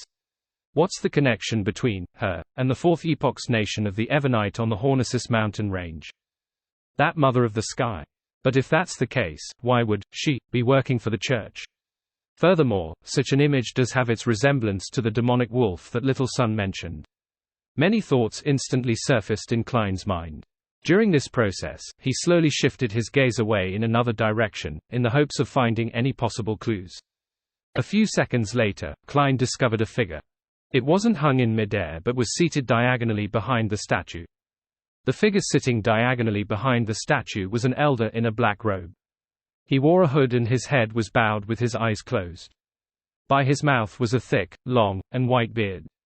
It was as though he hadn't had it trimmed for years, preventing anyone from telling what he originally looked like. And in Klein's eyes, this hoary elder was even more bizarre than the figures hanging in midair. After his spirit body threads extended out from his body, it didn't drift up to the spot which seemed to hide magnets. Instead, they coiled around his body and back on themselves, making the source and destination one and the same. Ordinary spirit body threads stemmed from inside a spirit body, extended outwards in different directions into infinity. As for the figures that hung from above, the sources of their spirit body threads was no different. The destination which they extended out to was gathered at the top of the cathedral, thus, it was obvious that there was something wrong about it. This is the reason why he hasn't been hung up. Or should I say, this is how he avoids the danger inside the cathedral. As Klein controlled his spirit body threads to resist the continuous upward drift, he silently muttered and guessed at the reason. Suddenly, he saw a pair of eyes, a pair of pitch-black eyes that looked like an unlit water surface. The elder sitting behind the statue opened his eyes. He was still alive. Klein subconsciously took a step back as he bent his back slightly, holding out his left palm in front of him. Amidst indescribable silence and anxiety, he saw the hoary elder's eyes move slightly, open his mouth slightly, and speak in a muffled manner. Finally, another seer has come here. Another. Beyonders from the seer pathway have entered this cathedral. That's right, apart from Eraser angels erasing of people, sending them to this foggy town, and those who vanished in the night at the Battle of God ruins would also appear here. Amongst them, there might be a few seer pathway beyonders who attempted to seek out mermaids in those waters, or had successfully advanced and were looking to leave. Seeing that the other party had no intention of immediately attacking him and had the intention to converse with him, he forcefully composed himself and said after some thought, "Why do you say that?" The hooded elder with black eyes and white beard didn't immediately reply as he asked with a muffled voice, "Do you wish to escape?" "I can tell you how." Klein wasn't moved as he immediately asked, "Then why are you still here?" Since the method to escaping this foggy town was known, why would one stay inside such a dangerous cathedral? The elder drooped his head and chuckled in a throaty manner. "It's because I've died long ago." Quote ellipsis quote. The hair on Klein's back stood on end as he broke out into a cold sweat. He was speechless. He could tell that the elder wasn't an existence in the form of a soul. Seeing no response, the elder slowly lifted his head and swept his glance at Klein in his Gehrman Sparrow appearance. "I've used special Beyonder powers to seek out the void in this world's history and fate. I sliced off a portion of my projection and left it here. It has been maintained to this day. As for my body and my spirit, they have long died and dissipated. This is such a fascinating power." Klein was unable to verify the claim, so all he could do was ask, "Then why are you giving guidance on how to escape to seers who enter?" The elder's voice remained muffled. "After you open the door, the history and fate in here will experience a change. The projection I sliced will also vanish, and when the time comes, you will see an urn of ashes. I only wish that they could be scattered in the Srenzo River near Intis's capital, Trier. That is my hometown, the place where I was born. Do you know the place I'm referring to? I've no idea how much time has passed in the real world." "He's been imprisoned for at least a century." Klein frankly replied, "They still exist. Excellent, the elder said with a nod, his throat apparently filled with phlegm. Although Klein didn't fully trust the person before him, he believed that knowing more made it beneficial for him to make a judgment. Hence, he decided not to waste any time, for fear of being interrupted again. Then, how should I escape? The elder remained sitting in his spot and said without any obvious movement, "See that wall behind the statue? Do you see an inset?" Klein actually didn't wish to follow his instructions. After all, he had been led by Panatia to do so, resulting in him seeing her incomplete mythical creature form and, hence, suffered from shock and damage. However, he had previously planned on surveying the surroundings in search of clues. Therefore, he ultimately carefully shifted his gaze to look at the wall behind the statue. Engraved on it were short and ancient symbols, but there was an empty spot in the middle, preventing it from being connected as one. The blank area was the size of 2 palms and was obviously indented. It was as though someone had dug away a brick on its surface. As long as you find the corresponding obsidian rock and insert it, this wall will tentatively be released from a concealed and secret state. It will showcase illusory colors. When the time comes, I'll tell you of a complicated special symbol. It will be the key to opening the door on the wall, allowing you to escape. The elder didn't turn his head as he looked straight ahead and spoke in detail. A complicated special symbol. A key to opening the door. Klein listened to the ravings of Hornesis Phlegrea resound with the wind behind him as a symbol suddenly came to mind. It was the vertical eye formed from many secret symbols. It was the information that the Antigonus family's notebook had passed to him by corrupting the misfortune cloth puppet. And the Antigonus family appeared to have a deep connection with the nation of the Evernite on the main peak of the Hornesis mountain range. Could this be the so-called key? Klein retracted his gaze in a calm manner as he asked, "Why did all the seers from before fail?" The elder chuckled and said, "Some of them are as naggy as you are, failing to leave this cathedral before the crimson moon turned clear. They ended up being hung up. It's the case for that fellow who gave himself a handsome face. Likewise for the lady with flawless features." Quote ellipsis quote. Klein was nearly rendered speechless by the elder's jibe. However, he also learned something. The danger inside the cathedral would greatly increase once the crimson moon turned clear. Even marionettists were unable to control their spirit-body threads. I'll have to constantly take note of the changes in light. Once the crimson moon turns clear, I'll pass through the wall. Klein looked around him and confirmed that the wall closest to the pitch-black altar was 6 to 7 meters away. Then, he quickly came up with an emergency plan. The hooded elder didn't look at him as he continued, "The rest weren't very lucky. They encountered enemies that had lost their reasoning and only wanted them for food. They were then devoured. You have to know that there aren't many Beyonders from the seer pathway to begin with. The ones that can become marionettists are even fewer. The number that can come in here due to various reasons are only a handful. Of course, there are a lot more that were attracted and enticed in here, but it was difficult for them to come all the way here as they." He didn't finish his sentence as he slowly looked up and glanced at the top of the ancient cathedral. He then said with a muffled voice, "Their outcomes were equally tragic." "What do you mean?" "If I didn't attempt to steal the notebook, I would have to rely on the ravings from these hanging corpses inside this cathedral and climb up the main peak of the Hornesis mountain range to seek out the Antigonus family's treasure. Will I be considered as one of those that got attracted or enticed? It's difficult to come in here, and the outcome would be equally tragic." Klein's mind stirred as he began suspecting that the so-called treasure of the Antigonus family was nothing but a trap based on the dilapidated palace and translucent worms he had previously seen from his divinations.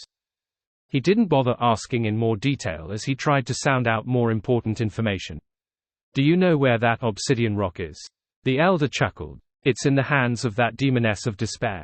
Demoness of despair. So Panatia really is a demoness of despair. Klein had previously addressed Panatia inwardly as such, but that was because he knew that she was called Lady Despair, as well as him being certain that she was a demoness. Hence, he had simplified the 2 tidbits of information and given her such a nickname. He never expected that the sequence 4 of the demoness pathway was Demoness of Despair. "That will be very difficult for me to obtain that obsidian rock.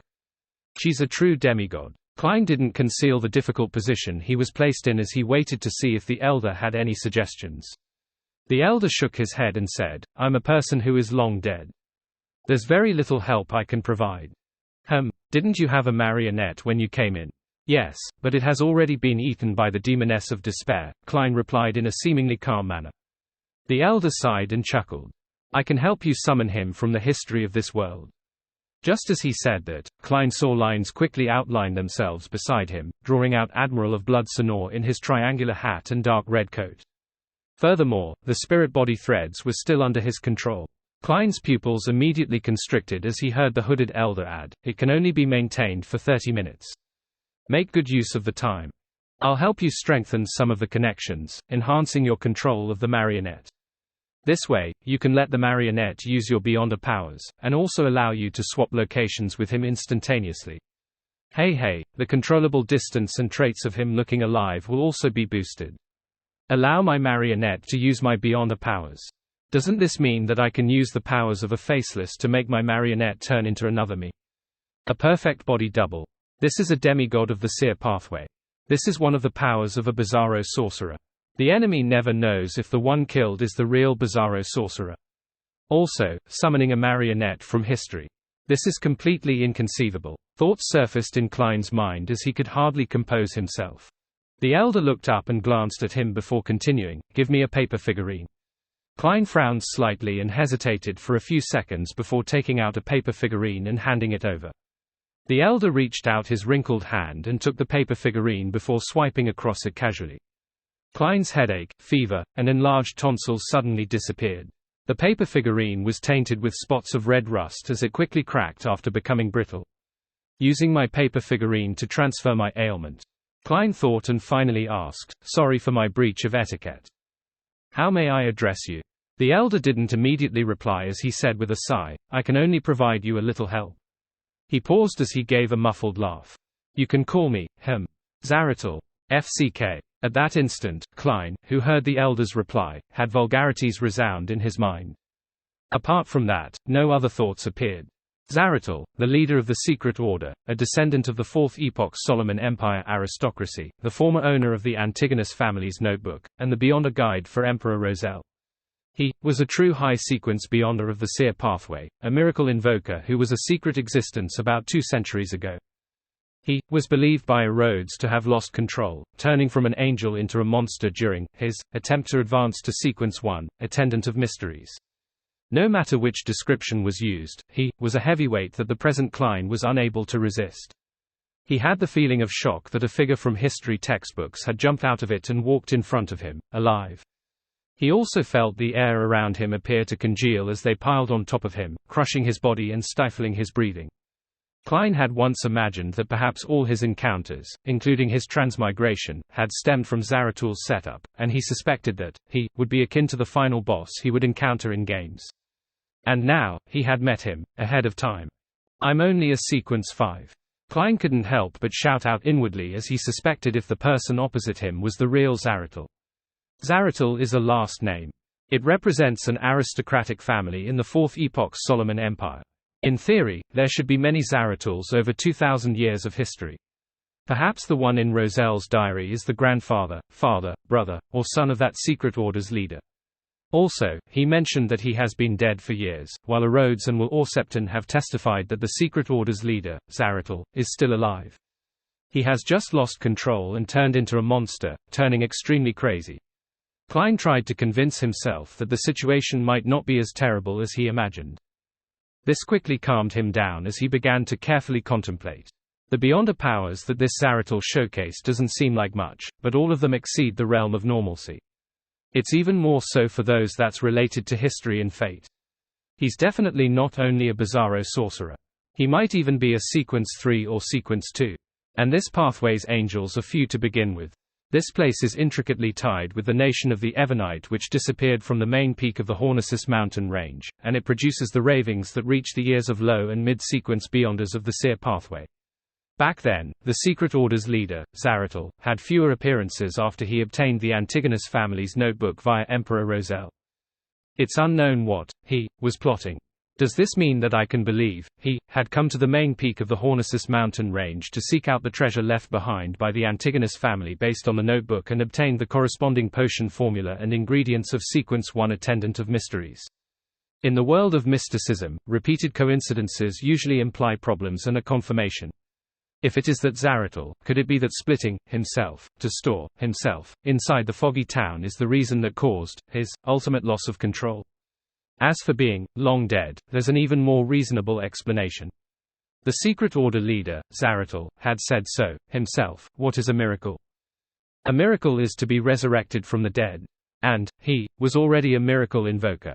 As Klein's mind churned, the hoary elder who claimed to be Zaratul chuckled. From your reaction, you seem to know me. Klein quickly probed. I've heard of this last name.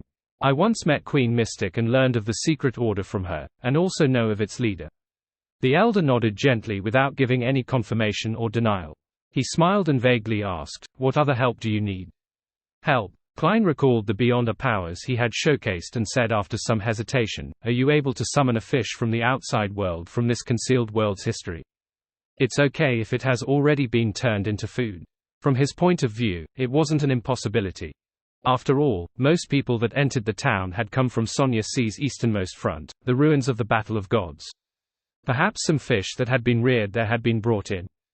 They could be used to be stored as food and also used to observe the changes in the environment.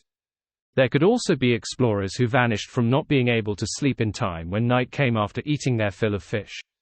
It wasn't unreasonable that fish meat could be found in the history of the foggy town. Zaratul raised his head and looked at Klein. He didn't immediately give him an answer. After a few seconds, he leveled his gaze and said indistinctly, yes. Just as he said that, a blob made up of ground fish meat appeared in Admiral of Blood Sonor's hands. It can only be maintained for 45 minutes. Once it's over, it's as though one has never eaten it before, Zaratul added. That actually worked. Klein increasingly found the high-sequence Beyonder powers of the Seer pathway to really be bizarre and terrifying. He had planned on saying that he didn't need any help, but considering how Zaratul was well known to be deceitful, with everything he said and did being questionable, he felt that he needed to make some preparations. Amidst his thoughts, Klein decided to appear a little greedy to lower Zaratul's appraisal of him and believe that he could easily lead him to do his bidding. After letting his marionette put away the fish meat, his eyes rolled a little as he indiscernibly drew a breath and said, I still need the Bizarro Sorcerer Potion formula. Zaratul didn't change his posture as he fell silent for a few seconds. He then said with a chuckle, no problem. As long as you trust that I'll give you a real formula. After you return with the obsidian rock, I'll hand over both the Bizarro Sorcerer Potion formula and the symbol needed for opening the door to you. Sigh, that isn't something that I need to care about. All that matters is that you scatter my ashes back into the river in my hometown. After Klein listened in silence, he couldn't help but ask, you have a very high level. The ashes you leave behind will contaminate the river and create countless monsters. Zaratul laughed upon hearing that. Very meticulous. However, there's nothing special about my ashes. I've lost them long ago. As he spoke, he looked up again and glanced at the peak of the ancient cathedral. He's hinting that his Beyonder characteristics and body's specialness had been absorbed by the magnet above. Klein pondered over Zaratul's meaning as he pressed on matters regarding his Beyonder pathway. What's the sequence 3 potion name after Bizarro Sorcerer? Zaratul's beard moved slightly as he said, Scholar of Yore.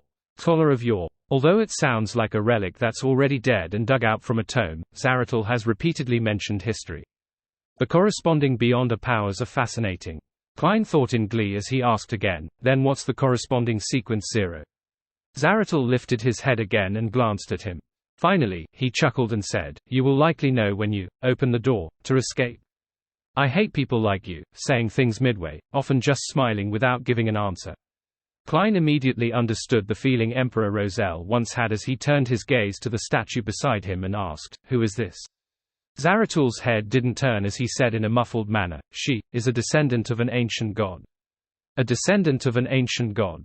A descendant of annihilation demonic wolf Phlegrea. This ancient god seems to wield the authority of Evernite.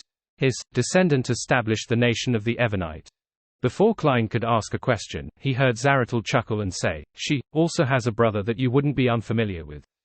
Who is it? Klein tried hard to recall who, but he couldn't find an answer. Zaratul chuckled. He gave himself a new last name. Antigonus. Antigonus. Nation of the Evernite. Hornesis. Phlegrea. Klein's eyes lit up slightly as he pieced together the fragmented pieces of information. It's very easy to understand the Church of Evernite destroying the nation of the Evernite, as it's a battle of authorities. However, to completely eradicate the Antigonus family for having inherited the seer beyond the paths of the divine doesn't make sense. There's no need to go that far. After all, the pathways that can be interchanged with the sleepless pathway are the death and giant pathways. Furthermore, Klein was still puzzled to this day. Why would the Antigonus family place their treasure on the main peak of the Hornisus mountain range? Why did they trust the people of the nation of the Evernite that much? Now, he finally understood something. Just as Klein was about to ask more questions, he suddenly saw the crimson moonlight shining in from the cathedral's windows brighten. It drew out shadows of the corpses hanging in midair. The crimson moon has turned clear. Klein's heart tightened. Without any additional thoughts, he followed his emergency plans by raising his right hand. Snapping his fingers, he lit a candle by the wall that was a distance away from him. At the same time, he got Senor to possess him as he leaped out, somersaulting in the process before arriving at the wall closest to the outside. And this time, the entire cathedral had turned abnormally silent. There were no longer any resounding ravings. Klein's spiritual intuition didn't give him any indication of danger, but he could tell from the shadows on the ground that the corpses hanging in midair had turned towards the flame. Without any hesitation, Klein pressed his left palm down, passing through a wall and arriving outside the cathedral. Then, without even daring to even raise his head, he borrowed the driving force of a wraith to tumble and run towards the nearest building. The distance from wall to wall was only about 10 meters. During this process, he didn't hear the beast-like growls nor detect the loitering figures. However, his back felt like it was being pierced by a sea of glares. In just a second, Klein had appeared outside the building. Pressing down with his palms, he passed through the wall. Then, he snapped his fingers and remotely used flame controlling to ignite a candle inside the cathedral. After a brief moment of silence and anxiety, the feeling of being stared at vanished. Beyond the tightly drawn curtains, figures began to appear as they began loitering. With all the abnormalities vanishing, Klein heaved a slight sigh of relief. He began to observe his surroundings. Then, he selected a shadowy spot that wasn't too dark due to the faint moonlight. This was to prevent himself from suffering any sudden attacks. And the few seconds from before had made him come up with a theory about the faint figures and beast-like growls. They were previously corpses that were hung inside the cathedral, producing the ravings of Hornisus. Phlegrea. When Klein passed through the wall and left the cathedral, the corpses that hung from above had turned to face the lit candle, and there weren't any figures on the street until Klein remotely used flame controlling and extinguished the flame. Everything was the same as before. When the crimson moon is clear and one's spirituality is enhanced, the magnet at the top of the cathedral will have a stronger influence on the foggy town. It will be able to control those corpses to loiter around and pretend that everything is normal. If that really is the case, the light might actually be attracting the controller's attention. Under such circumstances, if the flame isn't extinguished and the source is locked on, it might result in an extremely terrifying outcome. I can't rely on flame controlling to repeatedly divert the attention of those figures. Klein reminded himself. Then, he turned to use his spirit body thread's vision that he didn't deactivate, to size up the bread, stewed beef potatoes, and red wine on the dining table. He suspected that the food here was part of the magnet at the top of the cathedral. If it was consumed, one's spirit body threads would be corrupted, and it would cause them to be unable to resist floating towards the cathedral. This also explained why eating the food caused them to vanish. They ended up being hung up to dry in the cathedral and be let out to walk when the crimson moon turned clear. This matched Mr. A's description of the vanished people's reappearance under the bright moonlight. At a glance, Klein discovered that the food was like living beings. They had spirit body threads extending out, reaching towards the ancient cathedral. The most special point about them was that they had only one spirit body thread, obviously being different from the dense, countless spirit body threads of a normal living creature. Indeed, it's close to my theory. After obtaining some validation regarding his theory, Klein retracted his gaze and considered how to deal with Demoness of Despair Panatia. Beside him, Wraith Senor in his ancient triangular hat and dark red robe appeared. This marionette's bones cracked as his face squirmed. Soon, he turned into Gehrman Sparrow. This was a marionette using the powers of a faceless. Klein observed his double for a moment and realized that there were some flaws. The clothes couldn't be changed, and if he concealed them with an illusion, it wasn't possible for him to fool a demigod-level Demoness of Despair. Even Mr. A might not fall for it. After some thought, he made Wraith Senor take off his clothes. As for himself, he took off the black clergyman robe, and they switched clothes with one another. While wearing the clothes and hat, Klein's expression turned odd. Over the past 2 months, the marionette had been wearing the same outfit. It had been down the sewers and experienced an explosion, so there were all sorts of smells mixed into the clothes.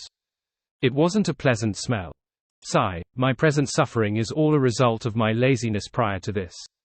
Klein sighed silently as he completed changing his appearance. He had turned into Gehrman Sparrow dressed as a pirate captain. At this moment, Sonor had also changed into the black clergyman robe. His aura was spirited and no longer cold. He looked no different from a living person. Klein deliberated for a moment and took off Creeping Hunger, allowing Admiral of Blood to wear it on his left hand. This way, the marionette was the perfect copy of Gehrman Sparrow. One must go all the way when putting on an act. Besides, if Creeping Hunger were to revolt at this moment, then it will be eating the marionette. Hey, once the marionette lapses, will it feel cheated? It's like it ate a placebo. As Klein got Sonor to get used to his state and take away the fish meat, he seriously began formulating plans. Relying on a marionette that can use my Beyonder powers wouldn't be able to defeat a demoness of despair. Even stealing the obsidian rock from her is nearly impossible. She's a genuine demigod after all. Even though this extremely convincing marionette gives me a chance of achieving success in battle, such as letting it draw her attention while I complete a sudden sneak attack and constantly swap positions, thus confusing Panatia so that she can't make an accurate judgment, I can't make up for the disadvantage that stems from the difference in our levels and strength to achieve my goals. I can consider using the marionette to engage in close combat and attempt to control Panatia's spirit body threads. He's already a corpse, so he wouldn't be affected by the plague. I can catch her by surprise using this method. But there are too many problems. First, the mysticism, viruses, and germs that a demoness of despair creates will grow in strength. At its peak, will it be able to affect a zombie? Second, does she still have other Beyonder powers I'm not aware of? There's a high chance that it's the case. I'll first make a list and write down my advantages or things that are on par with the demoness of despair. Let's see if I can get any ideas. I can disguise myself. A marionette using its Beyonder powers can be considered at the level of a demigod.